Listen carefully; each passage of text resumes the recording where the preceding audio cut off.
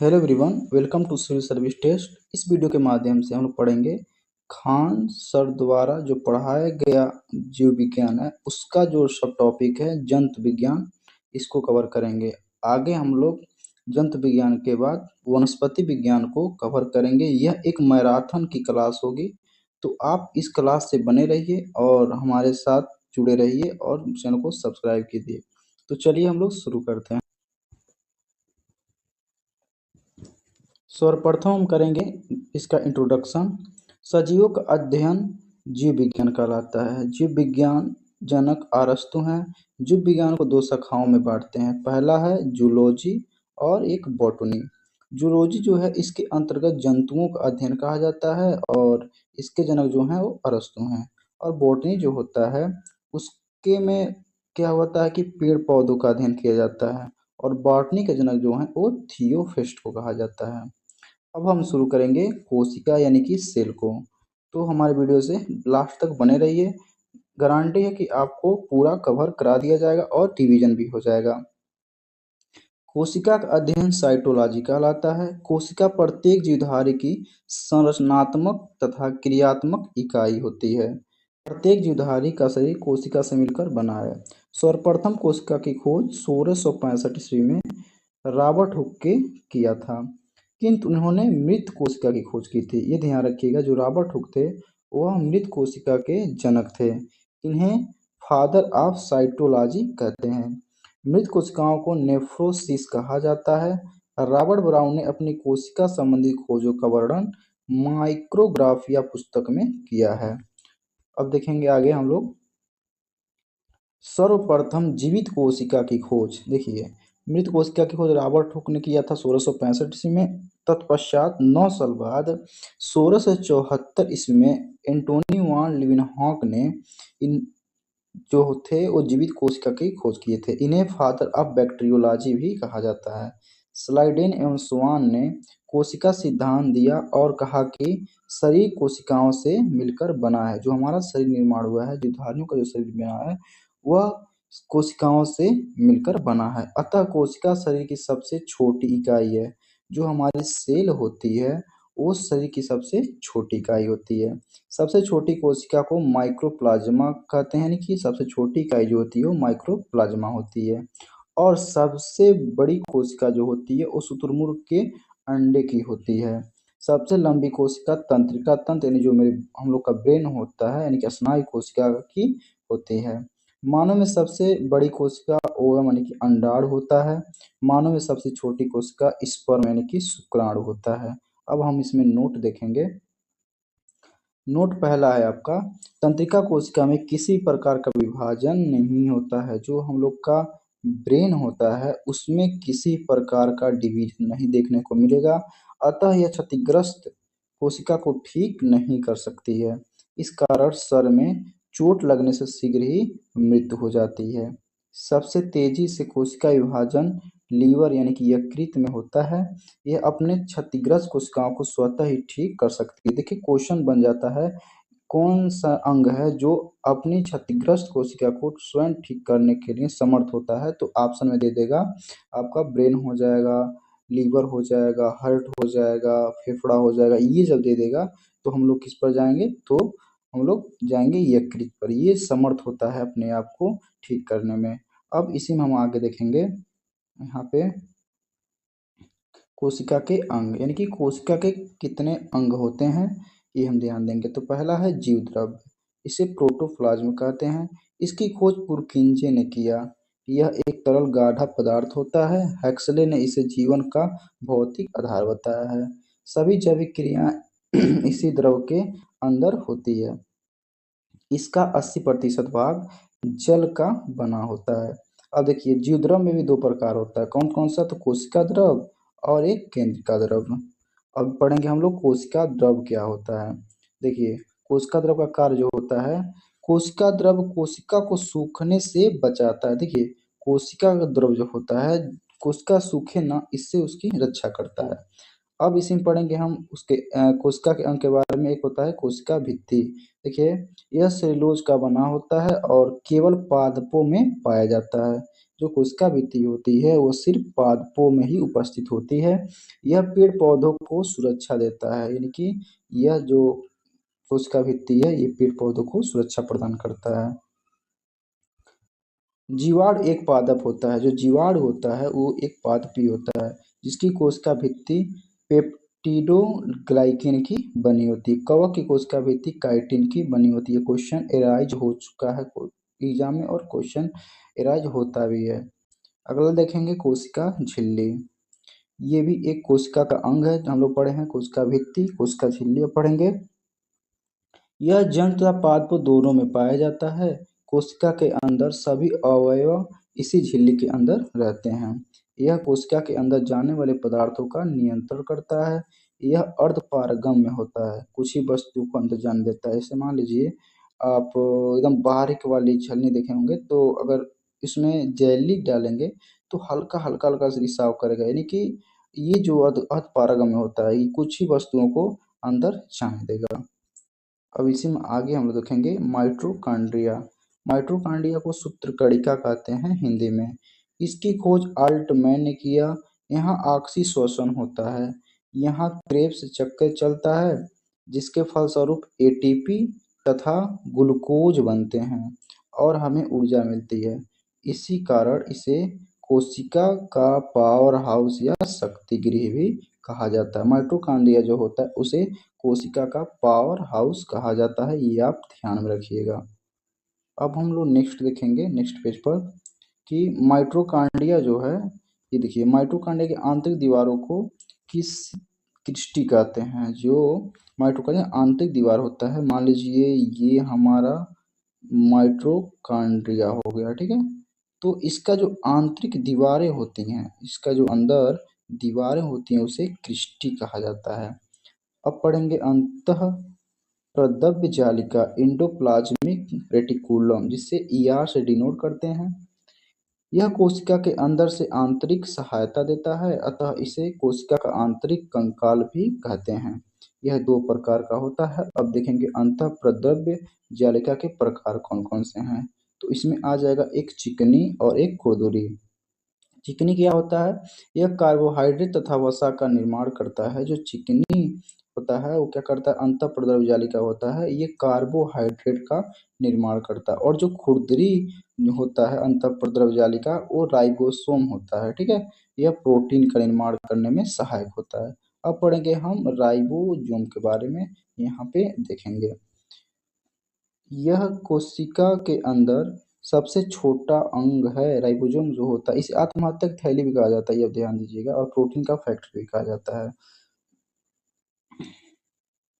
Sorry, lysosome को आत्महत्या की थैली कहा जाता है, लेकिन राइबोसोम को हम लोग प्रोटीन की फैक्ट्री कहते हैं। यह प्रोटीन का निर्माण करता है, अतः इसे प्रोटीन की फैक्ट्री कहते हैं। यह दो प्रकार का होता है। 70S राइबोसोम यह हल्का होता है तथा प्रोकैरियोटिक कोशिकाओं में पाया जाता है। अब लोग नेक्स्ट देखेंगे 80S राइबोसोम। यह भारी होता है तथा यूकैरियोटिक कोशिकाओं में पाया जाता है। देखिए कोशिकाएं भी दो प्रकार की होती हैं, प्रोकैरियोटिक और यूकैरियोटिक। प्रोकैरियोटिक जो होता है वो अविकसित होता है, लेकिन यूकैरियोटिक होता है ये विकसित होता है। और यह से हम लोग का हो जाएगा सेडिमेंटेशन कोएफिशिएंट। अब देखेंगे गाल्जी का, यानी कि गोल्जी बॉडी, गोल्जी अपार्टस कहा जा सकता है। इसकी खोज फैमिलो या कैमिलो गाल्जी ने किया। यह पदार्थों का परिवहन करता है, अर्थात यातायात में सहायक होता है। अगला देखेंगे हम लोग इसी के बारे में, सेंट्रोसोम। सेंट्रोसोम क्या होता है? इसे तारक काय कहते हैं। यह कोशिका विभाजन करने में सहायक होता है।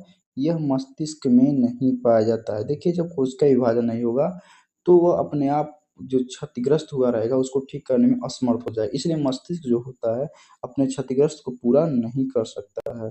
जिस कारण तंत्रिका कोशिका में विभाजन नहीं होता है, यह केवल जंतु कोशिका में ही पाया जाता है।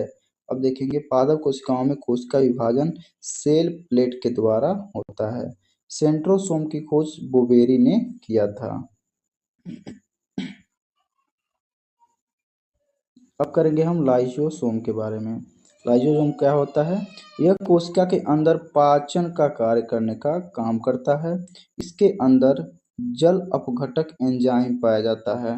कोशिका के अंदर का कोई अंग यदि काम नहीं करता है तो यह उस अंग को नष्ट कर देता है। देखिए, लाइसोसोम जो होता है, अगर कोशिका में कोई भी अंग, जैसे मान लीजिए कोशिका झिल्ली हो गया, कोशिका भित्ति हो गया, अगर काम नहीं कर रहा है, ठीक है, तो क्या करेगा, उसको नष्ट करने का काम लाइसोसोम के कहा जाता है। इसीलिए इसको आत्महत्या की थैली भी कहा जाता है। जब पूरी कोशिका कार्य नहीं करती तो यह कट जाता है, जिसके पूरी कोशिका नष्ट हो जाती है। अतः इसे आत्महत्या की थैली या एटम बॉम्ब कहते हैं। यहाँ पर आ गया, आत्महत्या की थैली किसे कहते हैं, तो वह लाइसोसोम। लाइसोसोम की खोज जो है वो डी ड्यूवे ने किया था। आरबीसी के अंदर लाइसोसोम नहीं पाया जाता है, अतः आरबीसी मरने के बाद स्प्लीन या तिल्ली में पाया जाता है, जिस कारण स्प्लीन को आरबीसी का कब्र भी कहा जाता है। देखिए, प्लीहा जो होती है उससे हम आरबीसी, रेड ब्लड कॉर्पस जो होता है उसका हम लोग कब्र कहते हैं। आगे हम लोग देखेंगे केंद्रक। केंद्रक क्या होता है, इसे न्यूक्लियस कहते हैं अंग्रेजी में। इसकी खोज रॉबर्ट ब्राउन ने किया था, कि रॉबर्ट ब्राउन जो थे केंद्रक की खोज करता थे। यह कोशिका को नियंत्रित करता है, अतः इसे कोशिका का दिमाग कहते हैं। इसमें 80% प्रोटीन पाया जाता है। केंद्रक में जो होता है वो 80% केवल प्रोटीन होता है, और प्रोटीन का निर्माण जो होता है वो किसके कारण होता है, तो होता है लाइसोसोम के कारण, राइबोसोम के कारण होता है। रसघानी पढ़ेंगे हम लोग। यह जल को संचित या स्टोर रखता है। यह जंतुओं में छोटा होता है किंतु पादपों में बहुत बड़ा होता है। जो रसधानी होती है वो जंतुओं में इसका आकार बहुत छोटा होता है, लेकिन पौधों में अपेक्षाकृत बड़ा होता है। आगे हम देखेंगे लवक, यानी कि लवक क्या होता है। यह पादपों का सबसे बड़ा कोशिका अंग होता है। यह केवल पादपों में पाया जाता है। देखिए, लवक है वो केवल पादपों में ही पाया जाता है। यह 3 प्रकार के होते हैं, तो कौन कौन, एक हरित लवक है, अवर्णित लवक है और वर्णित लवक है, जिसे अंग्रेजी में हरित लवक को हम कहते हैं क्लोरोप्लास्ट, अवर्णित लवक कहते हैं ल्यूकोप्लास्ट, और वर्णित लवक कहते हैं क्रोमोप्लास्ट। अब पढ़ेंगे हम हरित लौक का कार्य क्या होता है। तो यह भोजन का निर्माण करता है। देखिए, पौधों में जो भोजन का निर्माण होता है वो हरित लवक के कारण होता है, जिसे क्लोरोप्लास्ट कहते हैं। आपने देखा होगा क्लोरोफिल के कारण पौधों का रंग जो होता है वो हरा होता है, और पत्तियों में क्लोरोप्लास्ट पाया जाता है, जिसके कारण भोजन का निर्माण होता है। यह पत्ती तथा तना में पाया, देखिए तना में भी पाया जाता है और पत्ती में भी पाया जाता है। अब देखेंगे अवर्णित लवक के बारे में। अवर्णित लवक जो होता है यह भोजन का संग्रह करता है। यह जड़ तथा फल में पाया जाता है। देखिए, ये जड़ों में और फलों में पाया जाता है अवर्णित लवक। अब पढ़ेंगे वर्णित लवक के कारण। यह जो होता है यह फलों और फूलों को रंग प्रदान करता है। देखिए, ये फलों का रंग प्रदान करता है, जैसे टमाटर हो गया, मिर्च हो गया, लाइकोपीन के कारण इसका रंग जो होता है लाल होता है। गाजर जो होता है कैरोटीन के कारण इसका रंग होता है, और चुकंदर जो होता है बिटोनून के कारण होता है। फलों का पीला जो रंग होता है वो जेंथोफिल के कारण होता है। अब हम आगे देखेंगे कोशिका का प्रकार। देखिए, कोशिका जो होती है वो 2 प्रकार की होती है। पहली होती है प्रोकैरियोटिक और दूसरा होता है यूकैरियोटिक। जो प्रोकैरियोटिक होती है वो अविकसित होती है और एक पादपी होती है। ध्यान दीजिए, एक पादपी जीवाणु में ही, एक कोश के जीवाणु में प्रोकैरियोटिक कोशिका पाई जाती है। यूकैरियोटिक होता है वो पादप और जंतु दोनों में पाया जाता है। ये बहुकोशिकीय होती है और पूर्ण रूप से विकसित होती है। अब देखेंगे प्रोकैरियोटिक कोशिका के बारे में। इसमें कोशिका के सभी अंग नहीं पाए जाते हैं। इन्हें प्रारंभिक कोशिका भी कहा जाता है। जब पृथ्वी का विकास हुआ, जब जीव जंतुओं का निर्माण होना प्रारंभ हुआ, तो प्रोकैरियोटिक कोशिका के सहायता से ही इनका निर्माण संभव हो पाया। ये प्रारंभिक अवस्था होती है। इसमें कोशिका झिल्ली, राइबोसोम 70S पाया जाता है, ना कि 80S, तथा शेष अंगों का अभाव देखा जाता है। देखिए, 80S जो होता है उसमें पूर्ण रूप से प्रोटीन का निर्माण होता है, और इसमें पूर्ण रूप से अंग बन चुके होते हैं। लेकिन 70S जो होता है उसमें राइबोसोम होता है, तो कुछ प्रोटीन का निर्माण इसमें होता है। अब देखेंगे हम यूकैरियोटिक। यूकैरियोटिक जो होता है ये पूरी तरह से विकसित होते हैं। इनमें कोशिका के सभी अंग पाए जाते हैं। इनमें 80S राइबोसोम पाया जाता है, अभी आपको बताया है। पादप कोशिकाओं का आकार चौकोर होता है। इनके अंदर का सबसे बड़ा अंग प्लास्टिड होता है। अब देखेंगे रसधानी क्या होता है। इनमें इनका जो वैल्यूकस होता है, यानी कि वैक्यूलस होता है, राजधानी वो बड़ा होता है, इनमें क्लोरोफिल पाया जाता है। जंतु कोशिकाएं गोल होती हैं, इनके अंदर का सबसे बड़ा अंग केंद्रक होता है। और केंद्रक के खोजकर्ता कौन थे? तो वो है रॉबर्ट ब्राउन। आप इसको ध्यान में रखिएगा, रॉबर्ट ब्राउन ने ही केंद्रक का खोज किए थे। अगला देखेंगे हम लोग। अब देखिए एक प्रश्न आ गया, हम लोग का इतना किए, एक प्रश्न अटेम्प्ट करेंगे। बिना कोशिका भित्ति वाले कोशिका में नहीं पाया जाता है, इनमें से क्या नहीं पाया जाता? देखिए कोशिका भित्ति, बिना कोशिका भित्ति दिया है, तो बिना कोशिका भित्ति तो हो जाएंगे जंतु या मनुष्य, इनके जीवधारी हो जाएंगे।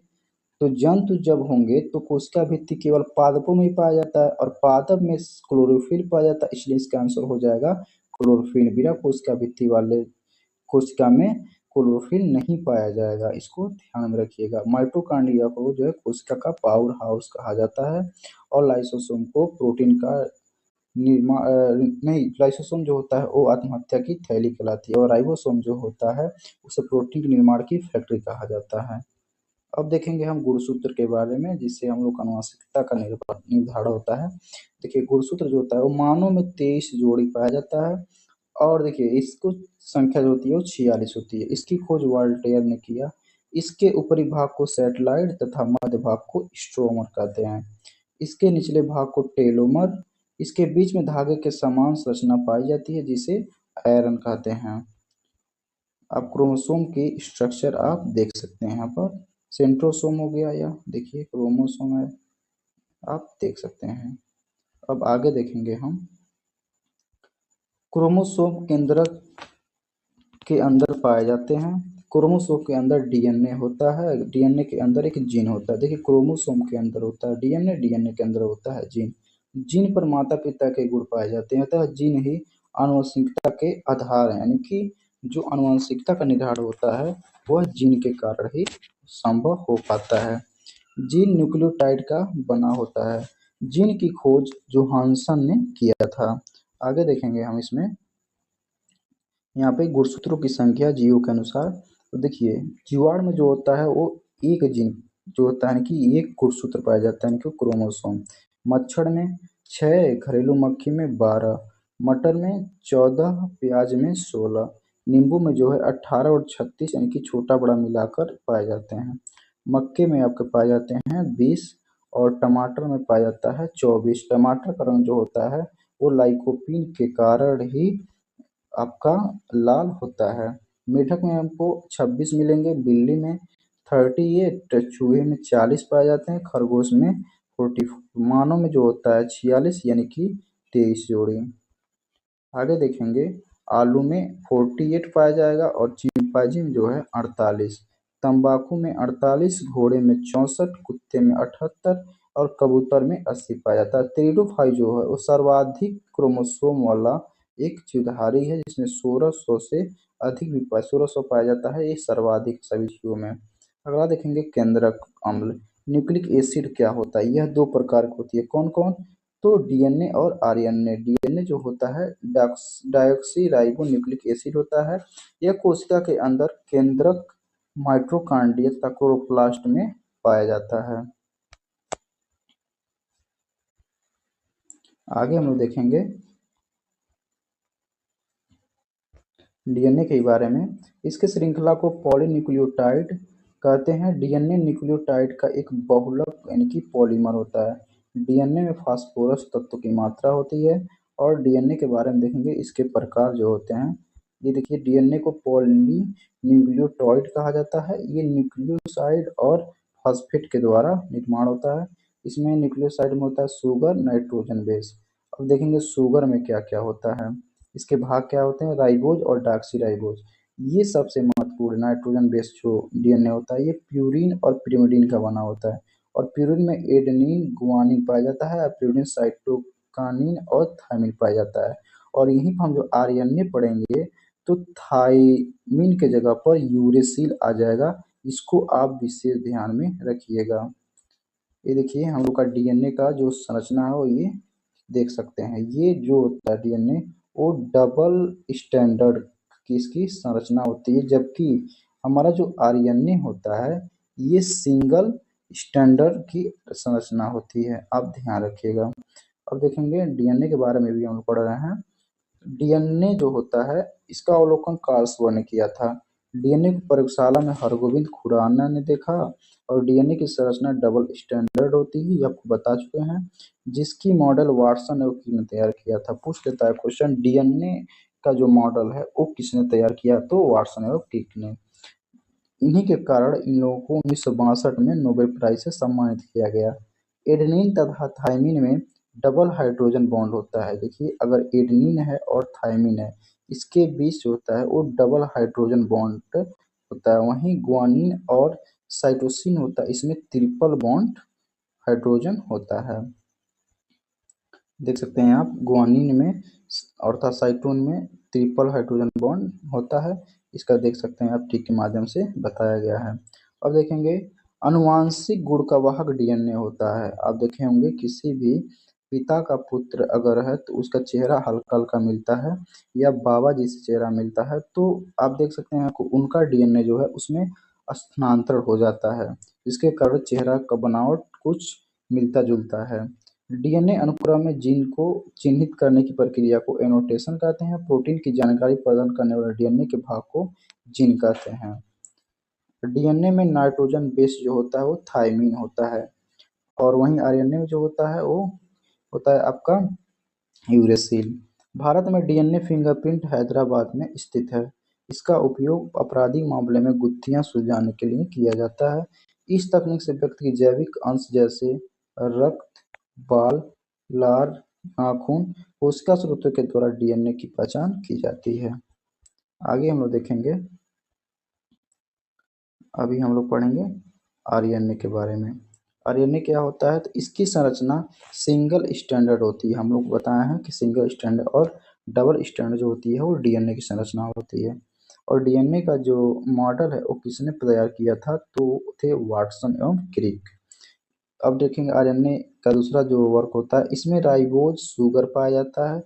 इसके नाइट्रोजन बेस में हम लोग पढ़े हैं राइबोज शुगर और नाइट्रोजन बेस, तो नाइट्रोजन बेस में है तो एडेनिन, गुआनिन और साइटोसिन होता है। अब बता चुके हैं आपको पहले ही, थाइमिन के स्थान पर यूरेसिल होता है नाइट्रोजन बेस में। अब आगे देखेंगे, यह प्रोटीन संश्लेषण निर्माण में सहायक होता है। आरएनए जो होता है वो 3 प्रकार का होता है। कौन कौन है, तो एम आरएनए, टी आरएनए और आर आरएनए। अब देखेंगे, देखिए आप यहाँ पे चित्र में देख सकते हैं, यह सिंगल स्टैंडर्ड संरचना आपको दिख रहा होगा। अब पढ़ेंगे हम इसके प्रकार का, पहला जो है हम लोग का मैसेंजर आरएनए, एम आरएनए से डिनोट करते हैं। एमिनो एसिड यह आवश्यक पहचान करता है, उन्हें एक क्रम में सजाता है। प्रोटीन संश्लेषण में क्षार इवेंट से एक एमआरएनए का निर्माण होता है। ट्रांसफर आरएनए जो होता है यह एमिनो एसिड का परिवहन कर राइबोसोम तक लाता है।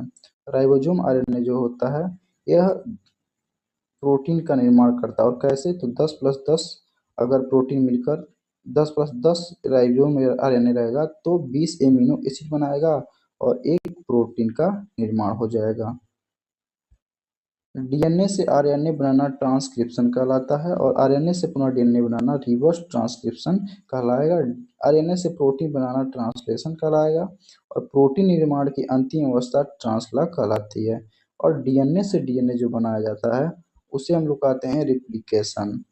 अब आगे देखेंगे हम लोग कोशिका विभाजन क्या होता है, कि कोशिका विभाजन कैसे होता है, और ये कोशिका के निर्माण में कैसे सहायक होता है, और एक जंतु के निर्माण में कैसे सहायक होता है।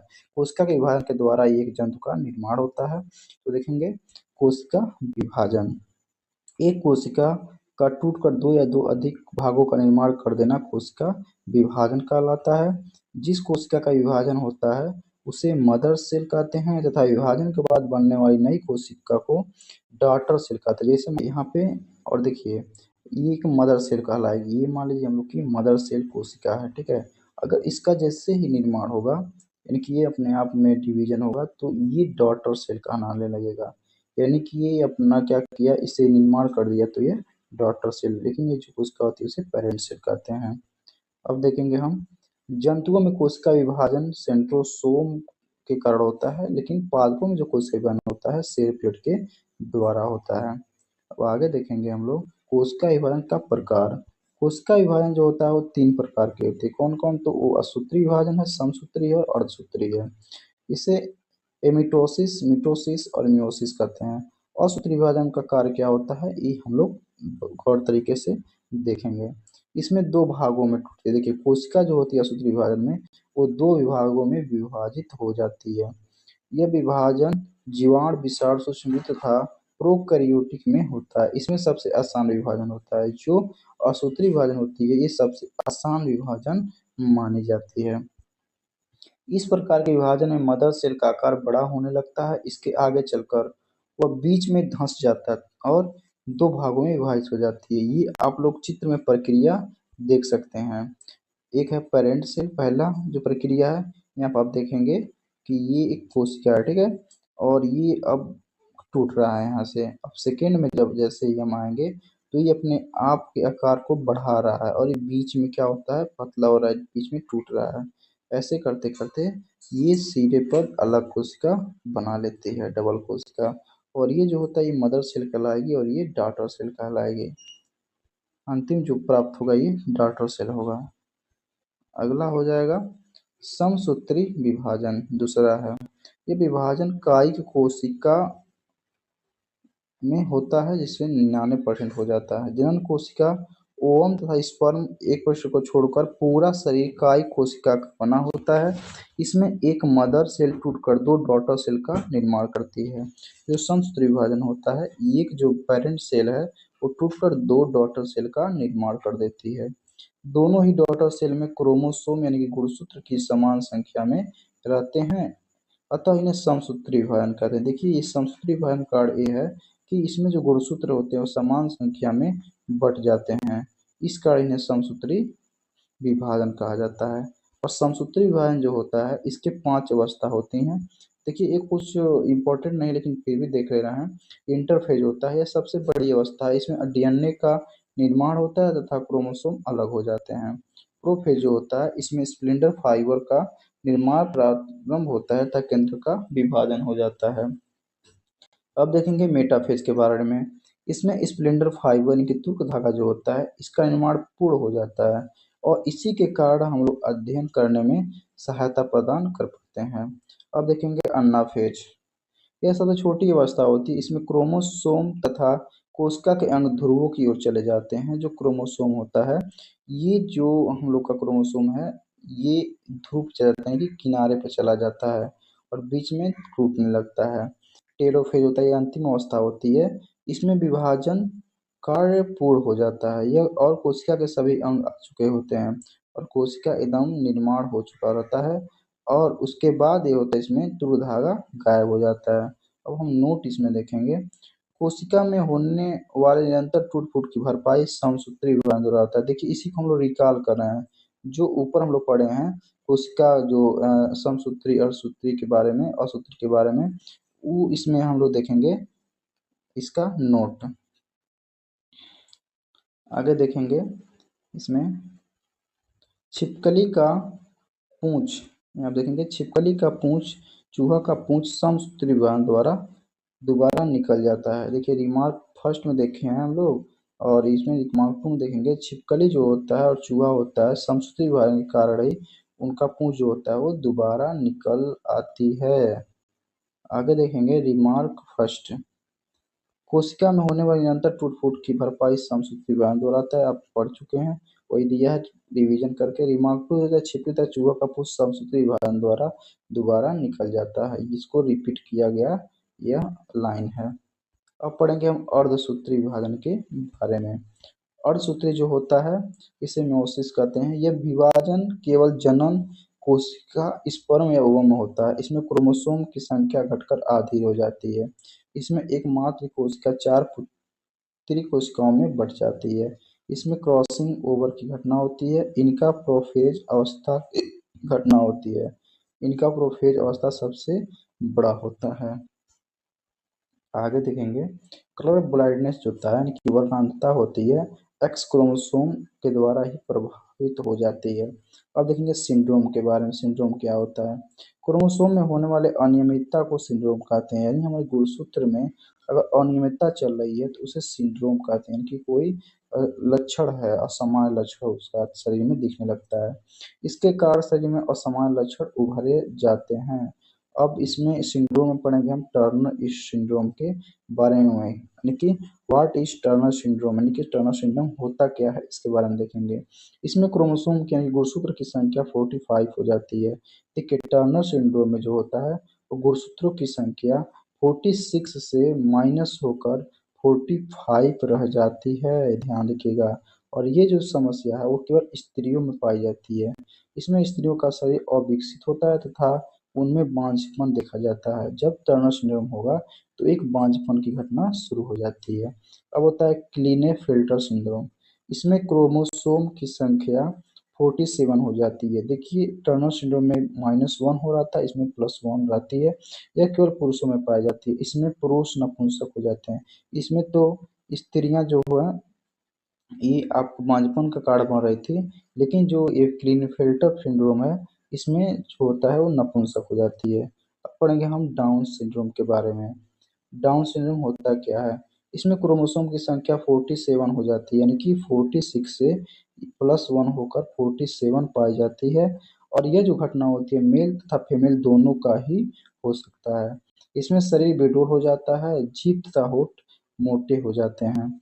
मनुष्य मंदबुद्धि का हो जाता है, यानी कि जो दिमाग होता है, ब्रेन होता है, अविकसित होने लगता है। ऐसे व्यक्ति को मंगोलायड कहा जाता है। मंगोलायड जो होते हैं वो आप जानते ही हैं, ये मंदबुद्धि के होते हैं। अब देखेंगे हम पटाउ सिंड्रोम क्या होता है। ये काफी एग्जाम में एराइज होता है, ये पटाउ सिंड्रोम जो टॉपिक है। इसमें क्रोमोसोम की संख्या 47 हो जाती है। ठीक है, डाउन सिंड्रोम भी 47 हो रही है और पटाउ सिंड्रोम में होती है। ठीक है, क्लीनेफेल्टर जो सिंड्रोम होता है उसमें भी 47 हो रही है। ठीक है, तो उसमें पुरुषों में हो रही है और एक महिला में हो रहा है। तो यह मेल एंड फीमेल दोनों में ही हो सकता है। ये देखिए दोनों में पटाउ सिंड्रोम देखने को मिलता है। इसमें व्यक्ति मंद बुद्धि का होता है और उसके ऊपर का होंठ कटा होता है। अब देखेंगे इसका नोट। वायरस यानी कि विषाणु जो होती है कोशिका सिद्धांत का पालन नहीं करता है। ठीक है, कोशिका का विभाजन नहीं होता है इसमें। अब हम देखेंगे स्मरणीय तथ्य के बारे में, यानी कि जो जो हम लोग पढ़े हैं उसको हम दोबारा रिकॉल करने की कोशिश करेंगे, याद करने की कोशिश करेंगे पुनः, यानी कि जो जो हम लोग पढ़ लिए हैं इस टॉपिक से वह देखने की कोशिश करेंगे। तो चलिए हम लोग बिना देरी किए ऑनलाइनर में ही इसको हम लोग कवर करते हैं। उसके बाद एमसीक्यूज आ जाएगा टॉपिक जैसे खत्म होगा। तो हमारा पहला जो है तथ्य, उत्क्रम अनुलेखन की क्रिया डीएनए से डीएनए का निर्माण है। देखिए उत्क्रम अनुलेखन की प्रक्रिया जो होती है वो डीएनए से डीएनए का निर्माण करती है। डीएनए द्विगुण की सही विधि अति परिमित है। डीएनए की श्रृंखलाएं हाइड्रोजन बंध से बंधी होती है। प्रोकैरियोटिक तथा यूकैरियोटिक कोशिकाओं का मुख्य अंतर केंद्रक कला की अनुपस्थिति है। वाटसन तथा क्रिक ने बी डीएनए मॉडल दिया था। प्रयोगशाला में सर्वप्रथम डीएनए संश्लेषण हरगोविंद खुराना ने तैयार किया था। ये आप ध्यान रखिएगा, हरगोविंद जो खुराना थे वो एक भारतीय थे। अगला है हम लोग का राइबोसोम प्रोटीन तथा टीआरएनए के बने होते हैं। राइबोसोम जो होता है कलाविहीन कोशिकाएं होती हैं। प्रोटीन संश्लेषण में अंतःद्रवी जालिका और राइबोसोम कोशिकाओं की भूमिका महत्वपूर्ण होती है। डीएनए पॉलीमरेज एंजाइम न्यूक्लियोटाइड्स को डीएनए संश्लेषण में काम आता है।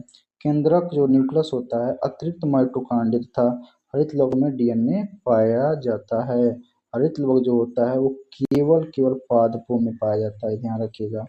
अब अगला जो हम लोग का है प्रोकैरियोटिक कोशिकाओं में श्वसन यानी कि रिस्पिरेशन का कार्य मिसोसोम करते हैं, जबकि यूकैरियोटिक जो कोशिका होती है उसमें श्वसन का कार्य होता है वो माइटोकॉन्ड्रिया के द्वारा होता है। माइटोकॉन्ड्रिया को कहते हैं पावर अवशेष यानी कोशिका का पावर हाउस। अगला देखेंगे हम लोग इसमें टॉपिक कोशिका भित्ति।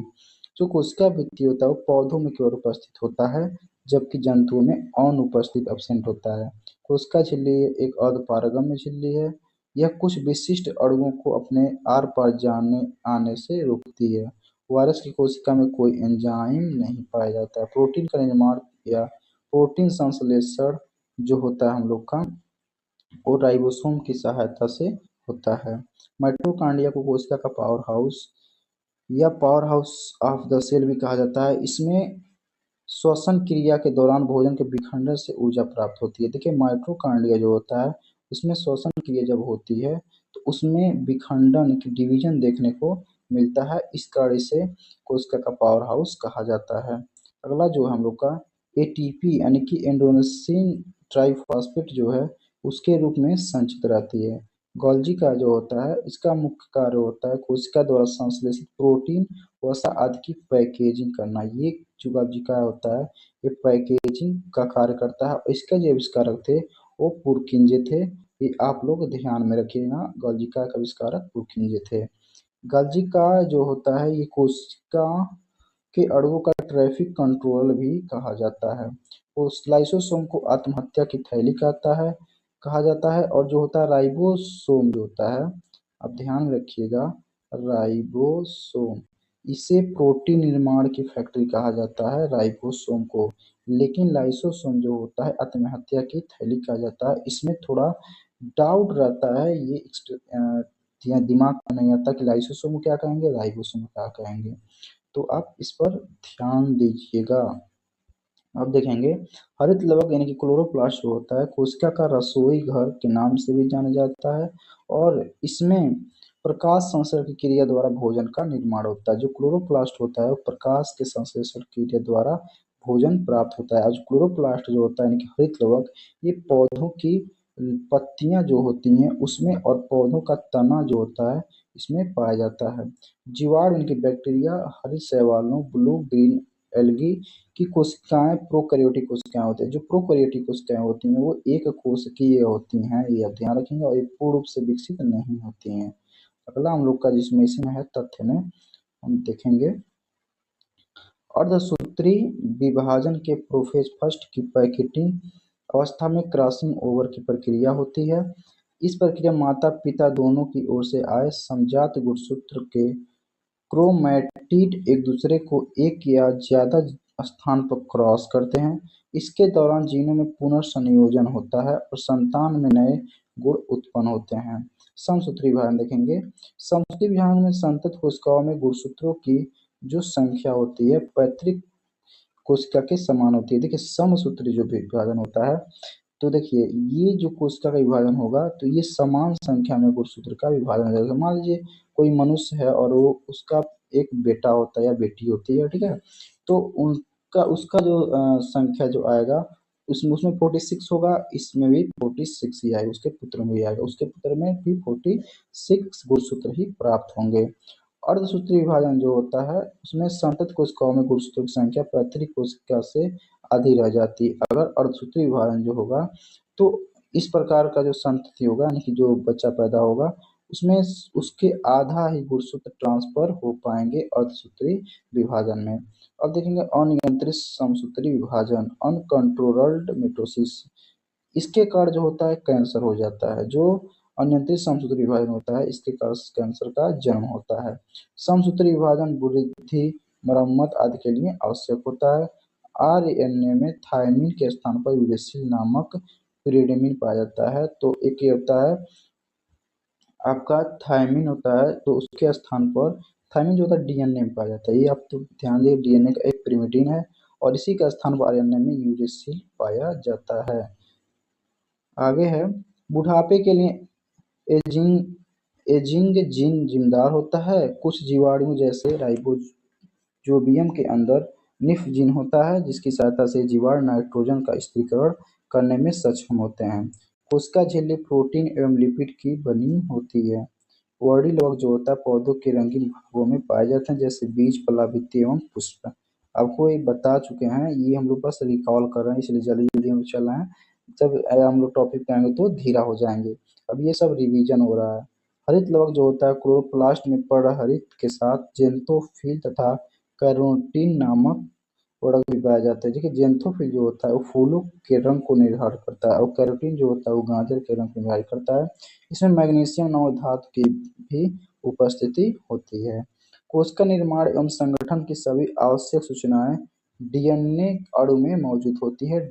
जिस कोशिका में झिल्ली युक्त केंद्रक होता है उसे यूकैरियोटिक व जिसमें झिल्ली युक्त केंद्रक नहीं होता है उसे प्रोकैरियोटिक कोशिका कहते हैं। देखिए जिस कोशिका में झिल्ली पाया जाएगा उसे यूकैरियोटिक कोशिका कहेंगे और ये जो झिल्ली होती है वो कोशिका झिल्ली होती है और इस ये अर्धपारगम्य होती है। और जिसमें झिल्ली नहीं पाई जाएगी उसे प्रोकैरियोटिक कोशिका के नाम से जानेंगे। प्रत्येक कोशिका के भीतर एक सघन झिल्ली युक्त संरचना होती है जिसे केंद्रक कहते हैं।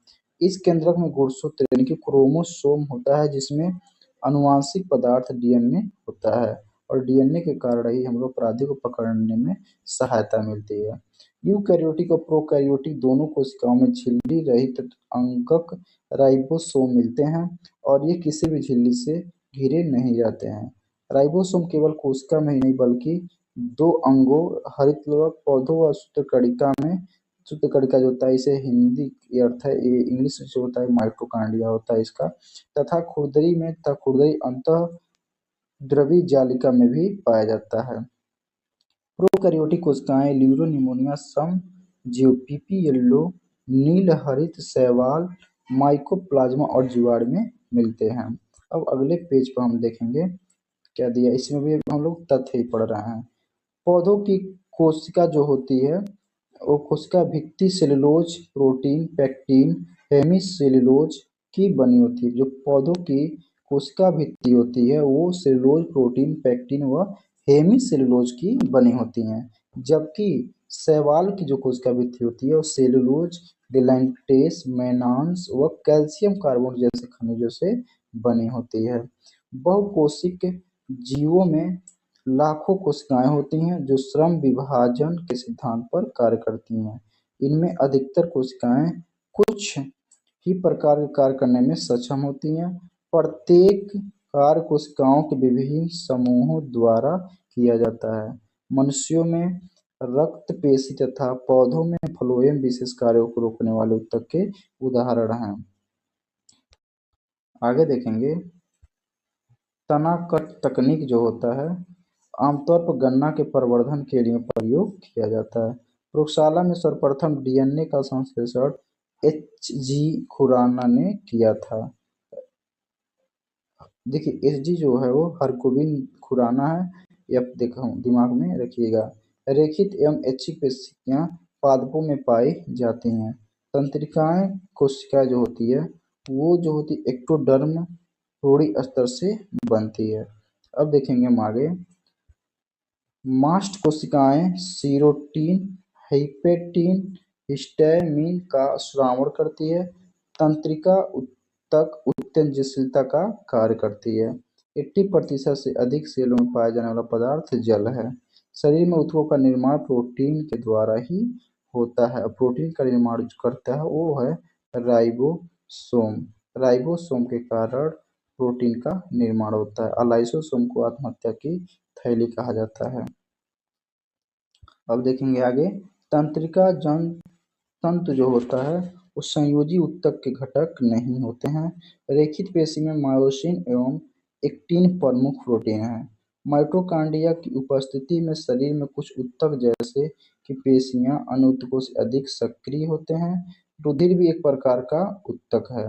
ऊतक शब्द का प्रयोग सर्वप्रथम बिशैट ने किया था। आगे हम लोग देखेंगे अब आगे हम लोग वन लाइनर क्वेश्चन पे ध्यान रखिएगा।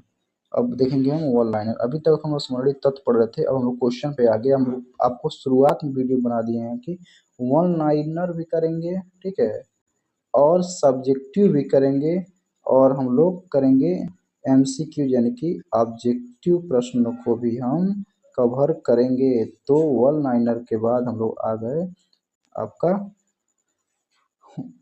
वन लाइनर आ गए हम लोग यानी कि स्मृति तत्व करने के बाद वन लाइनर जैसे क्वेश्चन को हम लोग कवर करने आ गए हैं। आप इस पर ध्यान में रखिएगा। तो चलिए बिना देरी किए हुए शुरू करते हैं वन लाइनर क्वेश्चन को। वनस्पति विज्ञान का साधारण तौर पर स्वीकार किया जाने वाला वर्गीकरण किस वैज्ञानिक द्वारा प्रस्तुत किया गया है? तो वह एकलर। वह कौन सी रचना है जिससे जीवन की संरचनात्मक एवं क्रियात्मक इकाई कहते हैं? वो है कोशिका। कोशिका की खोज किस वैज्ञानिक ने की थी? तो रॉबर्ट हुक ने किया था 1665 ईस्वी में। एक मधुमक्खी के कार्य में इन्होंने देखा था। और जो रॉबर्ट हुक थे ये मृत कोशिका के जो रचना मृत कोशिका की खोज किए थे। सबसे छोटी कोशिका किसकी होती है? तो है माइक्रोप्लाज्म गैलीसेप्टिकस की। अगर माइक्रोप्लाज्म दे देगा तो ये भी सही हो जाएगा। जीवों में अत्यधिक विविधता का कारण क्या है, तो वो है उत्परिवर्तन। पादप कोशिका जंतु कोशिका से भिन्न होती है, तो कोशिका भित्ति के कारण। देखिए, पादप जो कोशिका होती है उसमें केवल कोशिका भित्ति पाई जाती है, लेकिन जंतु कोशिका में कोशिका भित्ति नहीं पाया जाता है। इसमें कोशिकांग, कोशिका झिल्ली आदि पाए जाते हैं। इसमें केंद्रक होता है जंतु कोशिका में। किस कोशिकांग को आत्महत्या की थैली कहते हैं, तो वो है लाइसोसोम। लाइसोसोम को ही कोशिका की आत्महत्या की थैली कहते हैं। अब देखेंगे आगे हम लोग, यूकैरियोटिक कोशिका की कोशिका भित्ति किस पदार्थ की बनी होती है, तो ये होती है सेलुलोज। यूकैरियोटिक कोशिका की जो कोशिका भित्ति होती है वो सेल्यूलोज के कारण ही बनी होती है। अब हम लोग आगे देखेंगे, इसमें वो लाइनर का एक प्रश्न करेंगे। तो देखिए, प्रोकैरियोटिक कोशिकाओं में किस प्रकार का कोशिका विभाजन पाया जाता है, तो यह असूची कोशिका विभाजन। क्रोमोसोम की खोज किस वैज्ञानिक ने किया था, तो वो थे वाल्डेयर। प्रोटीन संश्लेषण क्रिया में कौन सा कोशिकांग भाग लेता है, तो है राइबोसोम। राइबोसोम को हम लोग प्रोटीन निर्माण की फैक्ट्री कहते हैं। कोशिका विभाजन की खोज सर्वप्रथम किस वैज्ञानिक ने किया था, तो है फ्लेमिंग। आगे देखेंगे, समसूत्री विभाजन किन कोशिकाओं में पाया जाता है, तो कायिक या दैहिक कोशिकाओं में। देखिए, ये जो हम लोग ऑनलाइन कर रहे हैं, अगर जो सब्जेक्टिव में प्रश्न हम नहीं किए, यानी कि जो टॉपिक छूट गया तो इसमें कवर कर दिया गया, यानी कि बहुत सारे क्वेश्चन को समाहित किया गया है जो आपके एग्जाम में कहीं ना कहीं एराइज हुए हैं या एराइज हो सकते हैं। अगला है, वृद्धि उप अवस्था किस कोशिका विभाजन में पाई जाती है, वो समसूत्री कोशिका विभाजन। ये समसूची दिया, लेकिन ये समसूत्री होना चाहिए। अर्धसूत्री कोशिका विभाजन की सर्वप्रथम वीजमैन ने की थी। इसकी जो खोज थी अर्धसूत्री विभाजन का, वो वीजमैन ने किया था, लेकिन इसका सर्वप्रथम विस्तृत अध्ययन किस वैज्ञानिक ने किया था, तो इसका सही उत्तर हो जाएगा स्ट्रासबर्गर ने। जो अर्धसूत्री कोशिका विभाजन है उसका अध्ययन जो सर्वप्रथम किए थे, तो स्ट्रासबर्गर थे। अर्धसूत्री कोशिका विभाजन किस प्रकार की कोशिकाओं में पाया जाता है, तो यह है जनन कोशिकाओं में। आगे हम देखेंगे, क्रॉसिंग ओवर नामक घटना किस कोशिका विभाजन में पाई जाती है, तो अर्धसूत्री कोशिका विभाजन में। और अर्धसूत्री जो कोशिका विभाजन होता है, इसमें जो पेरेंट सेल होता है उसका आधा जो हम लोग का गुणसूत्र रह जाता है डॉटर सेल में। किस कोशिका विभाजन में सेंट्रोमियर का विभाजन होता है, तो समसूत्री कोशिका विभाजन। और समसूत्री कोशिका विभाजन में जो होता है, ये पूर्ण रूप से कोशिका इसमें विभाजित होता है। और समसूत्री कोशिका विभाजन में 5 फेज से गुजरना होता है, जिसके कारण पूर्ण रूप से विकास हो सकता है। टर्मिलाइजेशन नामक घटना अर्धसूत्री विभाजन की किस अवस्था में पाई जाती है, तो है द्विपट अवस्था। आगे हम लोग का, कौन सा कोशिका विभाजन जैव विकास में सहायता करता है, तो अर्धसूत्री कोशिका विभाजन। अर्धसूत्री कोशिका विभाजन सबसे पहले किस कोशिकांग का विभाजन होता है, वो है केंद्रक। लसिका कोशिका किसकी बनी होती है, तो तिल्ली, यानी तिल्ली को ही हम स्प्लीन कहते हैं इंग्लिश में, और इसे प्लीहा भी कहा जाता है। प्लाज्मा झिल्ली की बनी हुई है, तो प्रोटीन व लिपिड से। कार्क क्या है, हम लोग ये पढ़ेंगे कार्क होता क्या है। तो कार्क जो है एक पदार्थ है जो वृक्ष की अणुओं को उत्पन्न करने वाला पद क्या है, तो वो है क्रेब्स चक्र। जैव कोशिका वह भाग है जिसे पावर हाउस कहलाता है, वो कौन सा भाग है, तो माइटोकॉन्ड्रिया, यानी कि कोशिका का पावर हाउस माइटोकॉन्ड्रिया कहलाता है। लिंग गुणसूत्र नहीं होते हैं, तो वो है छिपकली में। अगला है, कोशिका में केंद्रक के अलावा किस कोशिकांग में डीएनए होता है, तो है माइटोकॉन्ड्रिया में। देखिए, ये हम लोग का जो वर्ल्ड लाइनर का क्वेश्चन था ये समाप्त हो गया। अब हम इसी पर, यानी कि कोशिका चैप्टर जो हमारा है, इसी पर हम अब लोग एमसीक्यूज को सॉल्व करेंगे। इसके बाद हम वीडियो को समाप्त करेंगे और नेक्स्ट पार्ट में आपको कोई और चैप्टर कराया जाएगा। यानी कि हम लोग बायोलॉजी का जितना भी चैप्टर है वो चैप्टर वाइज यानी टॉपिक वाइज भी कवर करा देंगे, उसे प्लेलिस्ट से आप देख सकते हैं। तो अब हम शुरू करेंगे इसके एमसीक्यूज को। तो पहला क्वेश्चन आपका है, जीवों की मूलभूत संरचनात्मक और क्रियात्मक इकाई क्या होती है, तो वो कोशिका होती है। कोशिका के अध्ययन को क्या कहते हैं, तो कोशिका का अध्ययन जो होता है साइटोलॉजी कहलाता है। तीसरा नंबर क्वेश्चन जो है आपका, कोशिका विभाजन के जनक कौन कहे जाते हैं, तो कोशिका विभाजन के जनक रॉबर्ट हुक कहे जाते हैं। चौथा है, सभी जीव किसके बने होते हैं, तो सभी जीव कोशिका के बने होते हैं। यानी कि जीवों का निर्माण जो होता है वो कोशिका के कारण होता है। कोशिका की खोज किसने किया था? तो देखिए, कोशिका की खोज रॉबर्ट हुक ने किया था और इन्होंने मृत कोशिका की खोज किया था।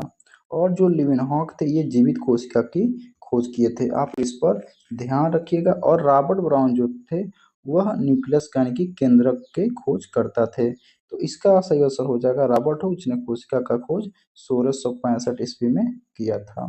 नेक्स्ट, रॉबर्ट हुक कोशिका की खोज कब की थी? तो ये हो जाएगा 1665 ईस्वी में। रॉबर्ट हुक ने कोशिका की सबसे पहले कहाँ पर देखा? तो ये कार्क में देखा, यानी कि जो मधुमक्खियां होती हैं उसकी जो छत्ता होता है उसके कार्क में एक कोशिका को इन्होंने देखा था। कोशिका एक लैटिन शब्द से बना है जिसका अर्थ क्या होता है? तो इसका सही उत्तर हो जाएगा ऑप्शन नंबर ए, छोटा कमरा, जिसका अर्थ होता है लैटिन भाषा में। माइक्रोग्राफिया पुस्तक के लेखक कौन थे? तो इसके सही उत्तर हो जाएगा ऑप्शन नंबर ए, रॉबर्ट हुक।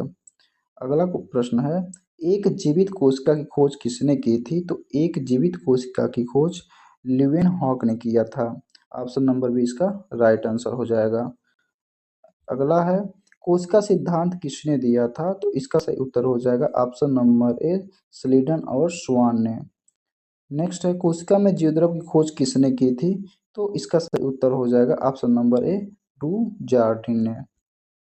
देखिए, इससे जो सारे क्वेश्चन बनने वाले थे सभी क्वेश्चन को लिया गया है खान सर के द्वारा और इसी को हम लोग कवर करा रहे हैं।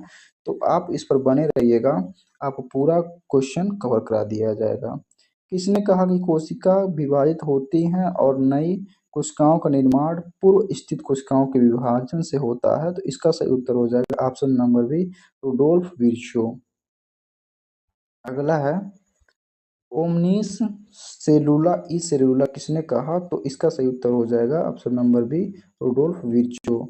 जंतु कोशिका की वह आवरण क्या है? तो इसका सही उत्तर हो जाएगा ऑप्शन नंबर ए, कोशिका झिल्ली। और कोशिका झिल्ली जो होता है वो अर्धपारगम्य होता है। नेक्स्ट क्वेश्चन देखेंगे हम लोग 16, पादप कोशिका की वह आवरण क्या है? तो इसका सही उत्तर हो जाएगा ऑप्शन नंबर बी, कोशिका भित्ति। और कोशिका भित्ति जो होता है वो केवल पादप में ही पाया जाता है, ये ध्यान रखिएगा। और कोशिका भित्ति जो होता है जो पादपों को रक्षा प्रदान करता है।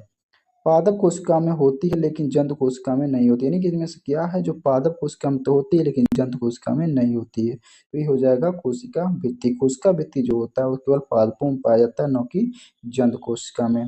नेक्स्ट है, जीव द्रव में सबसे अधिक पाया जाता है? तो इसका सही उत्तर हो जाएगा ऑप्शन नंबर ए, जल। 80% जो जल है वो जीव द्रव में पाया जाता है। प्रोकैरियोटिक कोशिका में उपस्थित होता है, इनमें से क्या उपस्थित होता है?